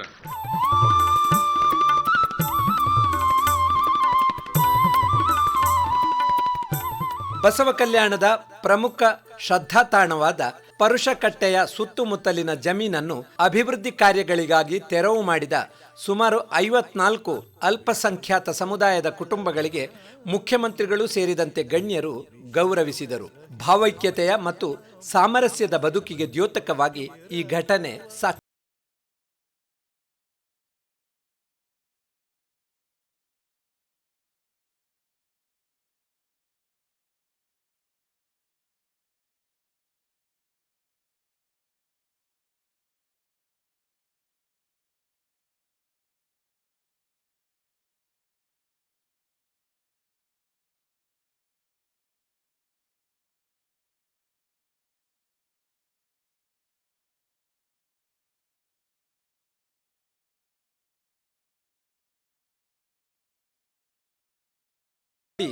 ಶರಣರ ತತ್ವಗಳ ಮೂಲಕ ಕಲ್ಯಾಣವನ್ನು ಕಟ್ಟುವ ಕೇವಲ ಅದು ಭೌತಿಕ ಕಟ್ಟಡಗಳಿಂದ ಅಲ್ಲ, ಮನಸ್ಸುಗಳಿಂದ, ಕಾಯಕದಿಂದ, ದಾಸೋಹದಿಂದ, ಬಸವ ಭಾವದಿಂದ ಕಟ್ಟುವ ಕಾರ್ಯ ಆಗಲಿ ಎಂದು ನುಡಿದರು. ಇದು ಈ ನಾಡಿನ ಜನಗಳ ಸಂಕಲ್ಪ. ಕಲ್ಯಾಣ ಇದೊಂದು ಸಾಂಸ್ಕೃತಿಕ ರಾಜಧಾನಿಯಾಗಬೇಕು. ಇಲ್ಲಿ ಪ್ರತಿನಿತ್ಯ ಸಾವಿರ ಯಾತ್ರಾರ್ಥಿಗಳು ಇಲ್ಲಿಗೆ ಬರಬೇಕೆನ್ನುವುದು ಇದು ಕನಸಿದು. ಒಂದು ಕ್ಷಣ ವಿಚಾರ ಮಾಡಿ, ನಾವು ಇಂದೆಲ್ಲ ಪ್ರಯತ್ನ ಮಾಡ್ತಾ ಇದ್ದೇವೆ ಈ ಕಲ್ಯಾಣಕ್ಕೆ ಸಾವಿರ ಜನ ಪ್ರತಿನಿತ್ಯ ಬರಬೇಕು ಅಂತ. ಒಂದು ಕ್ಷಣ ವಿಚಾರ ಮಾಡಿ, ಇದು 21ನೇ ಶತಮಾನ. ಇಂದು ನಮಗೆ ಇಂಟರ್ನೆಟ್ ಇದೆ, ಮೇಲಿದೆ, ಇಮೇಲ್ ಇದೆ. ಇದು ಯಾವುದೂ ಇಲ್ಲದ 12ನೇ ಶತಮಾನದಲ್ಲಿ ಆಗಲೂ ಸಹಿತ ಕಲ್ಯಾಣಕ್ಕೆ ಅಫಘಾನಿಸ್ತಾನದಿಂದ ಮರುಳಶಂಕರ ದೇವರು ಬಂದರು, ಕಾಶ್ಮೀರದಿಂದ ಮಹದೇವ ಭೂಪಾಲ ಬಂದ, ಗುಜರಾತದಿಂದ ಆದಯ್ಯ ಬಂದ, ಮಧ್ಯಪ್ರದೇಶದಿಂದ ಕಕ್ಕಯ್ಯ ಬಂದ. ಇವರೆಲ್ಲ ಯಾಕೆ ಬಂದರು ಕಲ್ಯಾಣಕ್ಕೆ? ಏನು ನೋಡ್ಲಿಕ್ಕೆ ಬಂದಿದ್ರು ಇಲ್ಲೆಲ್ಲ? ವಿಶ್ವದ ಮೂಲೆ ಮೂಲೆಗಳಿಂದ, ದೇಶದ ಮೂಲೆ ಮೂಲೆಗಳಿಂದ ಕಲ್ಯಾಣಕ್ಕೆ ಜನ 12ನೇ ಶತಮಾನದಲ್ಲಿ ಬಂದ್ರಲ್ಲ. ಯಾಕೆ ಬಂದ್ರಿ ಇಲ್ಲೆಲ್ಲ? ಇಲ್ಲಿ ಯಾಕೆ ಬಂದ್ರು ಅಂದ್ರ ದೇಶ ಅವರಿಗೆ ಮುಖ್ಯವಾಗಿರಲಿಲ್ಲ. ಅಲ್ಲಮ ಅಂತಾನೆ ಭೂತವ ಕೂಡಿ ಅದ್ಭುತವಾಯಿತು ಅಂತ. ಅವರು ದೇಶವನ್ನಲ್ಲ, ದೇಹವೇ ಅವರಿಗೊಂದು ವಿಸ್ಮಯವಾಗಿತ್ತು. ಇದನ್ನೇ ಹಂಗ ಕಟ್ಟಿ ಬಳಸಬೇಕನ್ನೋದು. ಇಲ್ಲಿ ಸಿಮ್ಲಾ, ಡಾರ್ಜಿಲಿಂಗ್, ಮುನಾರ್ದಂಥ ಗಿರಿಧಾಮಗಳ ತಂಪಿರಲಿಲ್ಲ. ಅಕ್ಕ ಅಂತಾಳೆ, ಲೋಕದಲ್ಲಿ ಸ್ಥಿತಿ ನಿಂದೆಗಳು ಬಂದರೆ ಸಮಾಧಾನಿಯಾಗಿ ಹ್ಯಾಂಗ ಬದುಕಬೇಕು ಅನ್ನೋದನ್ನು ಕಲಿಸಿದನೆಲ್ಲ ಇದು. ಇಲ್ಲಿ ಕಾಶಿಯ ಗಂಗೆ ಹರಿದಿಲ್ಲ. ಗಂಗೆಯಲ್ಲಿ ಮಿಂದು ಪಾವನ ಮಾಡಿಕೊಳ್ಳುವ ಅಣ್ಣಗಳಿರ ನೀವು ಕೇಳಿರೆ. ಗಂಗೆಯೊಳಗೆ ಮಿಂದು ನಾವು ಪಾವನ ಆಗ್ತೀವಂತಿರಲ್ಲ. ಮೀನು ಗಂಗೆಯೊಳಗನೆ ಇದೆ, ಹಾಗಿದ್ರೆ ಮೊಸಳೆನೂ ಗಂಗೆಯೊಳಗಿದೆ, ಅದು ಪಾವನ ಆಗೈತೇನು, ಪವಿತ್ರ ಆಗೈತೇನು? ಅವರು ಇಲ್ಲಿ ಗಂಗೆಯನ್ನು ಹರಿಸಲಿಲ್ಲ, ಇಲ್ಲಿ ಗಂಗೆಯನ್ನು ನೋಡ್ಲಿಕ್ಕೆ ಬಂದಿಲ್ಲ, ಶರಣರ ವಚನ ಗಂಗೆಯಲ್ಲಿ ಮಿಂದು ಪವಿತ್ರ ಆಗಲಿಕ್ಕೆ ಬಂದಿದ್ರು ಅವರೆಲ್ಲ. ಇಲ್ಲಿ ಕಲ್ಯಾಣದೊಳಗ ಮೌಂಟ್ ಎವರೆಸ್ಟ್ ಇರಲಿಲ್ಲ. ಆ ಮೌಂಟ್ ಎವರೆಸ್ಟ್ ಎತ್ತರವೂ ಇಲ್ಲೇನೂ ಇರಲಿಲ್ಲ. ಆದರೂ ಏನು ನೋಡ್ಲಿಕ್ಕೆ ಬಂದಿತ್ತು ಅಂದ್ರ ಮಾನವೀಯತೆಯ ಎತ್ತರ ಇಲ್ಲಿತ್ತು, ಮನುಷ್ಯ ಪ್ರಜ್ಞೆ ಎತ್ತರ ಇಲ್ಲಿತ್ತು. ಅದಕ್ಕೆ ಇಲ್ಲೆಲ್ಲ ಬಂದಿದ್ರು. ಈ ಕಲ್ಯಾಣದ ಪಾರ್ಲಿಮೆಂಟು ಇವತ್ತು ಇದು ವಿಶ್ವದ ಮೊದಲ ಸಂಸತ್ತಂತ ಯಾಕೆ ಕರೆದ್ರು ಅಂದ್ರೆ, ಅಲಿಖಿತ ಸಂವಿಧಾನ, ಅನ್ರಿಟನ್ ಕಾನ್ಸ್ಟಿಟ್ಯೂಷನ್ ಅಂತ ನಾವೇನು ಕರಿತೀವಿ, ಅನ್ರಿಟನ್ ಕಾನ್ಸ್ಟಿಟ್ಯೂಷನ್ ನ ಮೂಲ ತಾಯಿ, ಸಂವಿಧಾನಗಳ ಜನನಿ ಅಂದ್ರೆ ಇಂಗ್ಲೆಂಡಿನ ಸಂವಿಧಾನ ಅಂತ ಕರೀತಾರೆ. ಅಲ್ಲಿ ಈ ಪ್ರಜಾಪ್ರಭುತ್ವದ ಕಲ್ಪನೆ ಬಂದಿದ್ದು 1215ರ ಮ್ಯಾಗ್ನಾ ಕಾರ್ಟ, ಬ್ರಿಟಿಷ್ ಮ್ಯಾಗ್ನಾ ಕಾರ್ಟದೊಳಗೆ ಬರ್ತದೆ. ಆದ್ರೆ 1215ಕ್ಕಿಂತ ಒಂದು ಶತಮಾನಗಳ ಮುಂಚೆ ಕನ್ನಡದ ನೆಲದಲ್ಲಿ ಒಂದು ಪರಿಪೂರ್ಣವಾದ ಧಾರ್ಮಿಕ ಸಂಸತ್ತು ನಿರ್ಮಾಣ ಮಾಡಿದ ಕೀರ್ತಿ ಇಲ್ಲಿ ಬಸವಾದಿ ಶರಣರು. ಅವರ ಅದ್ಭುತ ಕಲ್ಪನೆ ಏನಿತ್ತು ಅಂದ್ರೆ, ಕಲ್ಯಾಣ ಅನ್ನೋದು ಬರೇ ಕಟ್ಟಡಗಳಿಂದ ಅಲ್ಲ, ಕಲ್ಯಾಣ ಅನ್ನೋದು ಮಾನವೀಯ ತಳಹದಿಯ ಮೇಲೆ ಕಟ್ಟುವಂತಹದ್ದು. ಕಲ್ಯಾಣ ಎದರಿಂದ ನಿರ್ಮಾಣ ಮಾಡುವುದು ಅಂದ್ರೆ ಒಳ್ಳೆಯ ಮನಸ್ಸುಗಳಿಂದ, ಒಳ್ಳೆಯ ವಿಚಾರಗಳಿಂದ, ಒಳ್ಳೆಯ ಕಾರ್ಯಗಳಿಂದ ಕಲ್ಯಾಣ ನಿರ್ಮಾಣ ಮಾಡಬೇಕು. ಮನುಷ್ಯನ ಬದುಕು ಹೇಗಾಗಬೇಕು ಅಂದ್ರೆ ದೇವನಿಗೆ ಪ್ರೀತಿ ಬರಬೇಕು, ಹಾಗ ಮನುಷ್ಯ ಬದುಕಬೇಕು ಅನ್ನುವುದು ಅವರ ಕಲ್ಪನೆ. ಕೂಡಲ ಸಂಘ ತನಗೆ ಬೇಕೆಂದು ಎತ್ತಿಕೊಂಬ. ಯಾವಾಗ ಎತ್ಕೊಂತಾನವ ಕೂಡಲ ಸಂಘ? ಮನುಷ್ಯನ ಮನಸ್ಸು ಮಗುವಿನಂತಾಗಬೇಕು. ಮನುಷ್ಯನ ಬದುಕು ದೇವನಿಗೆ ಪ್ರೀತಿ ಬರಬೇಕು, ಹಂಗ ಮನುಷ್ಯ ಬದುಕಬೇಕಲ್ಲ ಈ ಭೂಮಿಯಲ್ಲಿ. ನೀವು ನೋಡಿ, ನಾವೆಲ್ಲ ಆಕಳ ಸಾಕಿರ್ತೀವಿ. ಒಂದು ಆಕಳ ಹೆಂಗ ಬದುಕ್ತದೆ? ನಾವೆಲ್ಲ ಮನೆಯಲ್ಲಿ ಆಕಳ ಸಾಕಿರ್ತೀವಿ. ಒಂದು ಆಕಳಿಗೆ ನಾವೇನೂ ಕೊಟ್ಟಿಲ್ಲ, ನಾವು ಹಾಕಿದ್ದು ನಾವು ಉಂಡ ಮುಸುರಿ ನೀರು ಹಾಕಿವಿ ಆಕಳಿಗೆ. ನಾವು ಉಂಡ ಮುಸುರಿ ನೀರು ಕುಡದ ಆಕಳ ಮನುಷ್ಯನಿಗೆ ಹೇಳ್ತದೆ, ಮನುಷ್ಯನೇ ನೀನು ನನ್ನ ತಟ್ಟಿಯೊಳಗ ನೀನುಂಡ ಮುಸುರಿ ನೀರು ಹಾಕಿದಬಹುದು, ಆದ್ರೆ ನಾನು ನಿನಗೆ ಕೊಡುವುದು ನೀನು ಪೂಜಿಸುವ ದೇವನಿಗೆ ಅಭಿಷೇಕ ಮಾಡುವ ಹಾಲು ಕೊಡ್ತೇನೆ, ಇದು ನನ್ನ ಧರ್ಮ ಅಂತದೆ. ಇದು ಧರ್ಮ. ಇದು ಬಸವಣ್ಣ ಕಲಿಸಿದ್ದು. ಇದು ಈ ದೇಹಕ್ಕೆ ಯಾವಾಗ ಕಿಮ್ಮತ್ತು ಬರ್ತದೆ ನೋಡಿ ನೀವು. ಈ ಬೆಲೆ, ದೇಹಕ್ಕೆ ಬೆಲೆ ಇರುವುದು ಸದ್ವಿಚಾರ, ಸದ್ಗುಣ, ಸದ್ಭಾವ. ಕೈಯಲ್ಲಿ ಕಾರ್ಯ ಇರಬೇಕು, ಮನಸ್ಸಿನಲ್ಲಿ ಸದ್ಭಾವ ಇರಬೇಕು, ಮಾತಿನಲ್ಲಿ ಸವಿಮಾತು ಇರಬೇಕು. ಅಂದಾಗ ಈ ದೇಹಕ್ಕೆ ಬೆಲೆ. ಅದು ಇರದೇ ಇದ್ರೆ ಈ ದೇಹಕ್ಕೆ ಬೆಲೆ ಬರುವುದಿಲ್ಲ. ಈ ದೇಹವೇ ದೇವಾಲಯವಾಗಬೇಕಂದ್ರಲ್ಲ, ದೇಹಕ್ಕೆ ಬೆಲೆ ಬರುವುದು ಯಾವಾಗ? ನೀವು ಸದ್ಗುಣ, ಸತ್ವಿಚಾರ, ಕಾಯಕ, ದಾಸೋಹ ಇದು ತುಂಬಿತು ಅಂದ್ರೆ ಇದಕ್ಕೆ ಚಲೋ ಬೆಲೆ ಬರ್ತದೆ. ಇರದೇ ಇದ್ರೆ ಇದು ಖಾಲಿ ಬಾಟ್ಲಿ ಇದ್ದಂಗೆ ಒಂದ್ ದಿವಸ ಮೋಡ್ಕಾಕ್ ತಗೊಂಡು ಹೋಗ್ತಾರೆ ಅಷ್ಟೇ. ಇದಕ್ಕ ಶರಣರು ಕಟ್ಟಿದ್ದು ಈ ದೇಹವೇ ದೇವಾಲಯವಾಗಬೇಕನ್ನುವ ಕನಸವರು. ಅವರು ಕಟ್ಟಿದ್ದು ಕಲ್ಯಾಣ. ಕಲ್ಯಾಣ ಅಂದ್ರ ನಾವೇನು ತಿಳ್ಕೊಂಡಿವಿ ಅಂದ್ರೆ ಇದೊಂದು ಪಟ್ಟಣ ಅಂತ ನಾವು ತಿಳ್ಕೊಂಡಿವಿ. ಶರಣರ ದೃಷ್ಟಿಯಲ್ಲಿ ಕಲ್ಯಾಣ ಅನ್ನೋದು it was not A village, it was A vision. ಅವರ ದೃಷ್ಟಿಯಲ್ಲಿ ಇದು ಸಣ್ಣ ಒಂದು ಪಟ್ಟಣ ಆಗಿರಲಿಲ್ಲ, ಇದೊಂದು ದೂರ ದೃಷ್ಟಿಯಾಗಿತ್ತು. ಕಲ್ಯಾಣ ಅನ್ನೋದು ಸಾಮಾನ್ಯ ಒಂದು ಹಳ್ಳಿ ಆಗಿರಲಿಲ್ಲ, ವಿಶ್ವವೇ ಕಲ್ಯಾಣವಾಗಬೇಕನ್ನುವುದು ಅವರ ಕಲ್ಪನೆ. ಶರಣರಂತಾರ ಯಾವುದು ಕಲ್ಯಾಣ ಅಂದ್ರ ಎಲ್ಲಿ ಆಶೆ ಆಮಿಷಗಳಿಲ್ಲವೋ, ಎಲ್ಲಿ ದ್ವೇಷಗಳಿಲ್ಲವೋ, ಎಲ್ಲಿ ವರ್ಣ ವ್ಯವಸ್ಥೆಗಳಿಲ್ಲವೋ, ಎಲ್ಲಿ ಕುಲ ಮದಗಳಿಲ್ಲವೋ, ಎಲ್ಲಿ ಭಕ್ತಿ ನಿತ್ಯವಾದುದೋ ಅದು ಕಲ್ಯಾಣ, ಅದು ಬಸವ ಕಲ್ಯಾಣ ಅಂತಿದ್ರು. ಕಲ್ಯಾಣ ಅಂದ್ರೆ ಎಲ್ಲಿ ಕಾಯಕ ಕೈಕೂಗಿ ಕರೀತದೆ ಅದು ಕಲ್ಯಾಣ, ಎಲ್ಲಿ ದಾಸೋಹ ನಡೆದಿದೆ ಅದು ಕಲ್ಯಾಣ, ಎಲ್ಲಿ ಸಮಭಾವ ಇದೆ ಅದು ಕಲ್ಯಾಣ. ಅಂಥ ಕಲ್ಯಾಣವನ್ನು ಅವರು ಕಟ್ಟಲಿಕ್ಕೆ ಪ್ರಯತ್ನ ಮಾಡಿದ್ರು. ಆದ್ರೆ ನಮ್ಮ ದೃಷ್ಟಿಯಲ್ಲಿ ಕಲ್ಯಾಣದ ಶಬ್ದ ಎಷ್ಟು ಸಂಕುಚಿತ ಆಗೈತಂದ್ರೆ, ಮಕ್ಕಳಿಗೆ ನಮಸ್ಕಾರ ಮಾಡಿಸೋದು ಕೂಡಲೇ ಹೇಳ್ತಾರ ಅವ್ರು. ಏನು ಕೇಳ್ತಾರ? ಇವನಿಗೆ ಕಲ್ಯಾಣ ಆಗ್ಬೇಕ್ರಿ ಅಪ್ಪ. ಕಲ್ಯಾಣ ಆಗ್ಬೇಕಂದ್ರೆ ಮದುವೆ ಆಗ್ಬೇಕಂತ ನಮ್ಮ ದೃಷ್ಟಿಯಲ್ಲಿ. ಅಂದ್ರೆ ಕಲ್ಯಾಣ ಆಗ್ಬೇಕಂದ್ರೆ ಮದುವೆ ಆಗ್ಬೇಕಂತ. ನನಗ್ ಒಳ್ಳೇದಾಗಬೇಕು, ನನ್ನ ಮನೆಗೆ ಒಳ್ಳೇದಾಗಬೇಕು, ನಮ್ಮವ್ರಿಗೆ ಒಳ್ಳೇದಾಗಬೇಕು, ನನಗೆ ಹೊಲ ಬೆಳಿಬೇಕು, ಮನೆ ಬೆಳಿಬೇಕು. ಆದ್ರೆ ಬಸವಣ್ಣನ ದೃಷ್ಟಿಯಲ್ಲಿ ಕಲ್ಯಾಣ ಅನ್ನೋದು ಅದೊಂದು ಪ್ರೇಮದ ಕೋಟೆಯಾಗಿತ್ತು. ಅದು ಬಸವಣ್ಣನ ಧರ್ಮ. ಪ್ರೇಮ ತುಂಬಿತ್ತಿಲ್ಲಿ ಕಲ್ಯಾಣದೊಳಗೆ. ಏನು ಕಲ್ಯಾಣವನ್ನು ಕಟ್ಲಿಕ್ಕೆ ಅವರು ಬಳಸಿದ ಭಾಷೆ ಎಷ್ಟು ಸುಂದರ. ಜನರಾಡುವ ಭಾಷೆ ಕನ್ನಡ ಭಾಷೆಯನ್ನು ಕಲಿತು ಕನ್ನಡ ಭಾಷೆಗೆ ಎಷ್ಟು ಅದ್ಭುತ ಅದ್ಭುತ ವಚನಗಳನ್ನು ಬರೆದ್ರು. ನೀವು ನೋಡ್ರಿ, ಮನುಷ್ಯ ಒಂದು ಕ್ಷಣ ವಿಚಾರ ಮಾಡಬೇಕಲ್ಲ, ದೇವರು ಒಂದು ಭಾಷಾ ಸಾಮರ್ಥ್ಯ ನಮಗ್ ಕೊಟ್ಟಾನ. ಒಂದು ಕಾಗೆಗೆ ಏನು ಅಕ್ಷರಗಳ ಗೊತ್ತಿಲ್ಲ, ಅದಕ್ಕೆ ಗೊತ್ತಿರೋದು ಒಂದ ಕಾ ಕಾ ಕಾ ಅಂತೈತೆ ಅಷ್ಟೇ. ಅದು ಕಾಗೆ ಬರೇ ಒಂದ ಅಕ್ಷರ ಗೊತ್ತೈತಿ, ಕಾ ಕಾ ಅಂದು ಇಡೀ ತನ್ನ ಕುಲವನ್ನೆಲ್ಲ ಕರ್ಕೊಂಡು ಉಣ್ತೈತದು. ಕೋಗಿಲೆಗೆ ಬಹಳ ಅಕ್ಷರ ಗೊತ್ತಿಲ್ಲ, ಬರೇ ಒಂದ ಗೊತ್ತೈತಿ, ಕೂ ಕೂ ಕೂ ಅಂತೈತಿ ಅಷ್ಟೇ. ಅದು ಸಂಗೀತ ಸಾಮ್ರಾಟರನ್ನ ಸೋಲ್ಸೈತಿ. ಒಂದು ಕರುವಿಗೆ ಬಹಳ ಗೊತ್ತಿಲ್ಲ, ಬರೇ ಅಂಬಾ ಅಂಬಾ ಅಂತ ಇಷ್ಟ ಕರೀತೈತದು. ಎಲ್ಲೋ ಕಾಡಿನಲ್ಲಿರುವ ತನ್ನ ತಾಯಿಯನ್ನ ಕೊಟ್ಟಿಗೆಗೆ ತರಿಸ್ತೈತಿ. ಮನುಷ್ಯಗ 49 ಅಕ್ಷರ 1000 ಭಾಷೆಗಳಿಟ್ರು ಏನೂ ಇಲ್ಲ, ಬರೇ ಹೋಗಿ ಬೆಂಕಿ ಹಚ್ಚು ಕೆಲಸ ಮಾಡದೈತೆ ಅಷ್ಟೇ. ಏನು ಒಂದ ಅಕ್ಷರ ಗೊತ್ತಿದ್ದಿದ್ದು ಜಗತ್ತಿನೊಳಗೆ ಪ್ರೇಮ ತುಂಬುದು, ಇಷ್ಟೆಲ್ಲ ಭಾಷಾ ಸಾಹಿತ್ಯ ಇದ್ದು ಏನು ಮಾಡಿದ್ವಿ? ಶರಣರು ಹಿಂದೆ ಸಂಸ್ಕೃತ ಭಾಷೆ ಇತ್ತು, ಅದು ದೇವ ಭಾಷೆ ಅಂತ ಅನಿಸ್ಕೊಂಡಿತ್ತು. ಕನ್ನಡ ಜನರಾಡುವ ಭಾಷೆಯಾಗಿತ್ತು. ಜನಭಾಷೆಯಾದಂಥ ಕನ್ನಡವನ್ನೇ ದೇವ ಭಾಷೆಯನ್ನಾಗಿಸಿದ ಕೀರ್ತಿ ಅದು ಶರಣರಿಗೆ ಸಲ್ತದೆ. ಇದು ಶರಣರು ಕಟ್ಟಿದ್ದು.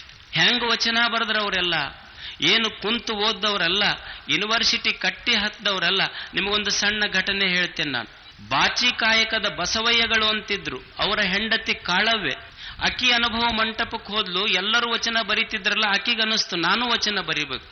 ಆದ್ರೆ ಅಕ್ಕಿ ಸಾಲಿ ಕಲ್ತ್ ಹೆಣ್ಮಗಳಲ್ಲ, ಆದ್ರೂ ವಚನ ಬರಿಬೇಕನ್ನಿಸ್ತಕ್ಕಿ.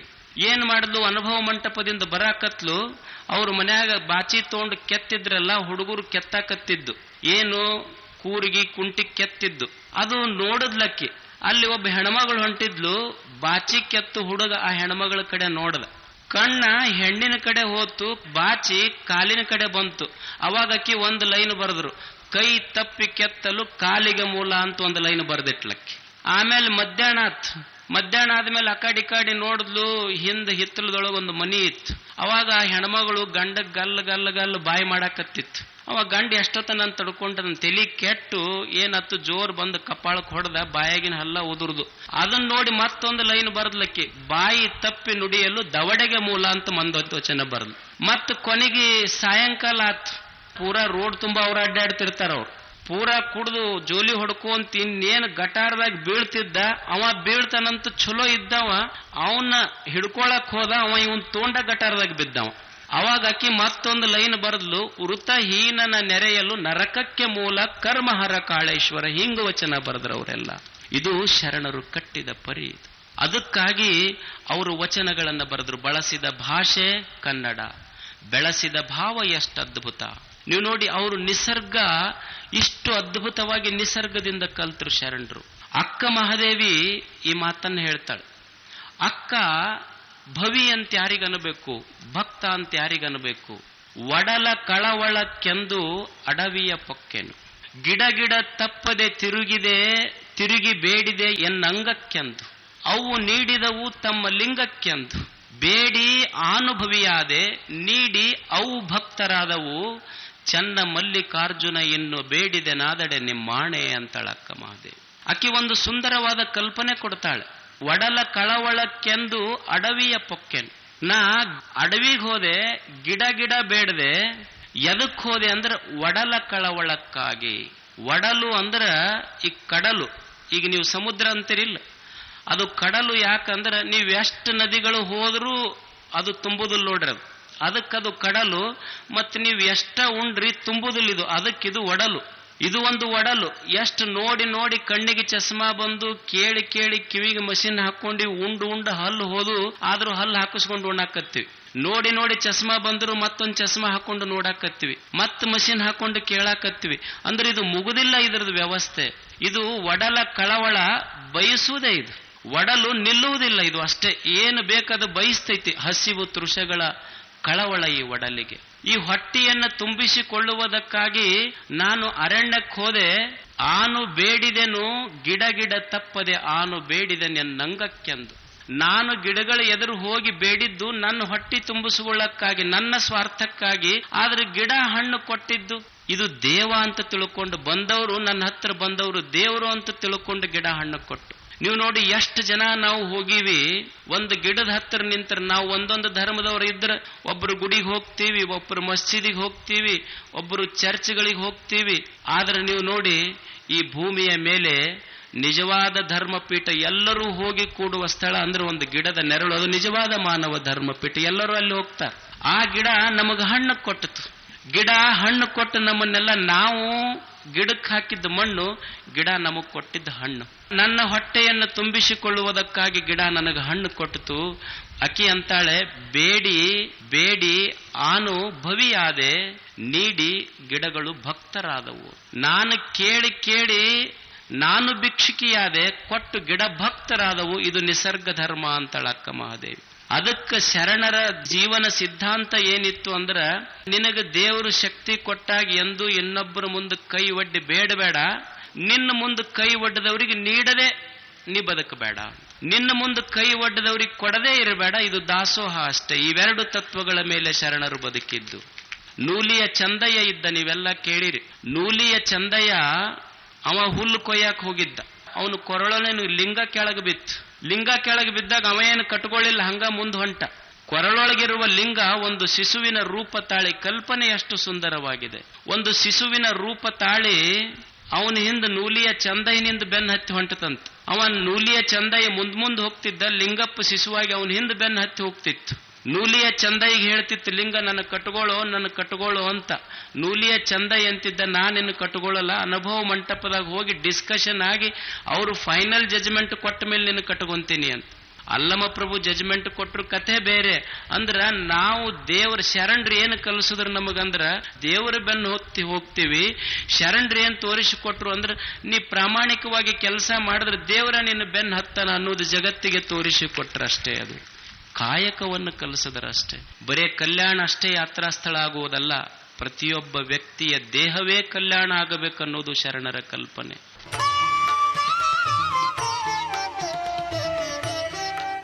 ಈ ಕಾರ್ಯಕ್ರಮದಲ್ಲಿ ಭಾಲ್ಕಿ ಮಠದ ಡಾಕ್ಟರ್ ಬಸವಲಿಂಗ ಪಟ್ಟದ್ದೇವರು, ಹಾರಕುಡ ಸುಕ್ಷೇತ್ರದ ಡಾಕ್ಟರ್ ಚೆನ್ನವೀರ ಶಿವಾಚಾರ್ಯರು, ಹುಲುಸೂರಿನ ಶ್ರೀ ಶಿವಾನಂದ ಮಹಾಸ್ವಾಮಿಗಳು, ಬಾಲ್ಕಿಯ ಶ್ರೀ ಗುರುಬಸವ ಪಟ್ಟದ್ದೇವರು, ಶ್ರೀ ರಾಜೇಶ್ವರ ಶಿವಾಚಾರ್ಯರು, ಶ್ರೀ ಬಸವಲಿಂಗ ಅವಧೂತರು, ಶ್ರೀ ಸಿದ್ದರಾಮೇಶ್ವರ ಸ್ವಾಮೀಜಿಯವರು, ಸೇಡಂ ಕೊತ್ತಲ ಬಸವೇಶ್ವರ ದೇವಸ್ಥಾನದ ಶ್ರೀ ಸದಾಶಿವ ಸ್ವಾಮೀಜಿಯವರು, ಶಿವಪಂಚಾಕ್ಷರಿ ಸ್ವಾಮೀಜಿ, ಕೇಂದ್ರದ ಸಚಿವರಾದ ಭಗವಂತ ಕೂಬಾ, ಜಿಲ್ಲಾ ಉಸ್ತುವಾರಿ ಸಚಿವರಾದ ಶಂಕರ್ ಪಾಟೀಲ್ ಮುನೇನಕೊಪ್ಪ, ಸಚಿವರಾದ ಪ್ರಭು ಚವ್ಹಾಣ್, ಸಂಸದರಾದ ಡಾಕ್ಟರ್ ಉಮೇಶ್ ಜಾಧವ್, ಬಸವ ಕಲ್ಯಾಣದ ಶಾಸಕರಾದ ಶರಣು ಸಲಗರ್, ಕಲಬುರಗಿ ದಕ್ಷಿಣ ಮತಕ್ಷೇತ್ರದ ಶಾಸಕರಾದ ದತ್ತಾತ್ರೇಯ ಪಾಟೀಲ್ ರೇವೂರು, ವಿಧಾನ ಪರಿಷತ್ನ ಸದಸ್ಯರಾದ ಶಶಿಲ್ ಜಿ ನಮೋಶಿ, ರಘುನಾಥ ಮಲ್ಕಾಪುರೆ, ಕೆಎಸ್ಐಐಡಿಸಿಯ ಅಧ್ಯಕ್ಷರಾದ ಶೈಲೇಂದ್ರ ಬೆಳ್ದಾಳೆ, ಮಾಜಿ ಶಾಸಕರಾದ ಪ್ರಕಾಶ್ ಖಂಡ್ರೆ, ಮರಾಠ ನಿಗಮದ ಅಧ್ಯಕ್ಷರಾದ ಹಾಗೂ ಮಾಜಿ ಶಾಸಕರಾದ ಮಾರುತಿರಾವ್ ಜಿ ಮೂಳೆ,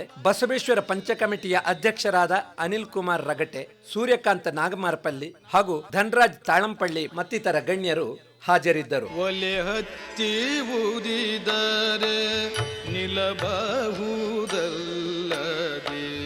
ಧರೆ ಹತ್ತಿ ಊದಿದರೆ ನಿಲ್ಲಬಾರದು. ಒಲೆ ಶರಣು ಸಲಗರ್ ಅವರು ಪ್ರತಿನಿಧಿಸುವ ಬಸವ ಕಲ್ಯಾಣ ಕ್ಷೇತ್ರದ ಅತ್ಯಂತ ಮಹತ್ವದ ಯೋಜನೆ ಸಾಕಾರಗೊಂಡು ಮೇ ತಿಂಗಳಿನಿಂದ ನಿರ್ಮಾಣ ಕಾರ್ಯ ಆರಂಭಗೊಳ್ಳಲಿದೆ.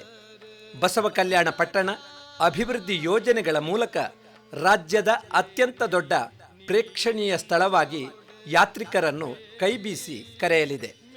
ನಂತರ ಅತಿಥಿಗಳು ಗಣ್ಯರು ನಗರಸಭೆಯ ವತಿಯಿಂದ ನೂತನವಾಗಿ ನಿರ್ಮಿಸಿದ ಭಾರತ ರತ್ನ ಬಾಬಾ ಸಾಹೇಬ್ ಅಂಬೇಡ್ಕರ್ ಅವರ ಪ್ರತಿಮೆ ಅನಾವರಣ ಕಾರ್ಯಕ್ರಮಕ್ಕೆ ತೆರಳಿದರು. ಬಸವಣ್ಣನವರ ಚಿಂತನೆಗಳಿಗೆ ಸಾಕ್ಷಿಯಾಗುವ ಅನುಭವ ಮಂಟಪ ನಿರ್ಮಾಣ ಮತ್ತು ಸಮತೆಯ ಸಂದೇಶ ಸಾರಿದ ಬಾಬಾ ಸಾಹೇಬ್ ಅಂಬೇಡ್ಕರ್ ಪ್ರತಿಮೆ ಅನಾವರಣದ ಈ ಕಾರ್ಯಕ್ರಮಗಳಿಂದ ಬಸವ ಕಲ್ಯಾಣ ಪಟ್ಟಣ ಮಧುವಣಗಿತ್ತಿಯಂತೆ ಶೃಂಗಾರಗೊಂಡು ಹಬ್ಬದ ಸಡಗರ ಕಂಡುಬರುತ್ತಿತ್ತು, ಎಲ್ಲರನ್ನು ಕೈಬೀಸಿ ಕರೆಯುತ್ತಿತ್ತು. ಸಭಾ ಕಾರ್ಯಕ್ರಮದ ನಿರೂಪಣೆಯನ್ನು ಕಲ್ಯಾಣ ಕರ್ನಾಟಕ ಮಾನವ ಸಂಪನ್ಮೂಲ ಕೃಷಿ ಮತ್ತು ಸಾಂಸ್ಕೃತಿಕ ಸಂಘದ ನಿರ್ದೇಶಕರಾದ ರೇವಣಸಿದ್ದಪ್ಪ ಜಲಾದೆ ಅವರು ನಿರೂಪಿಸಿದರು. ವಿಕಾಸ ಅಕಾಡೆಮಿಯ ಶ್ರೀ ಮಾರ್ತಾಂಡ ಶಾಸ್ತ್ರಿ ಅವರು ವಂದನಾರ್ಪಣೆ ನೆರವೇರಿಸಿದರು.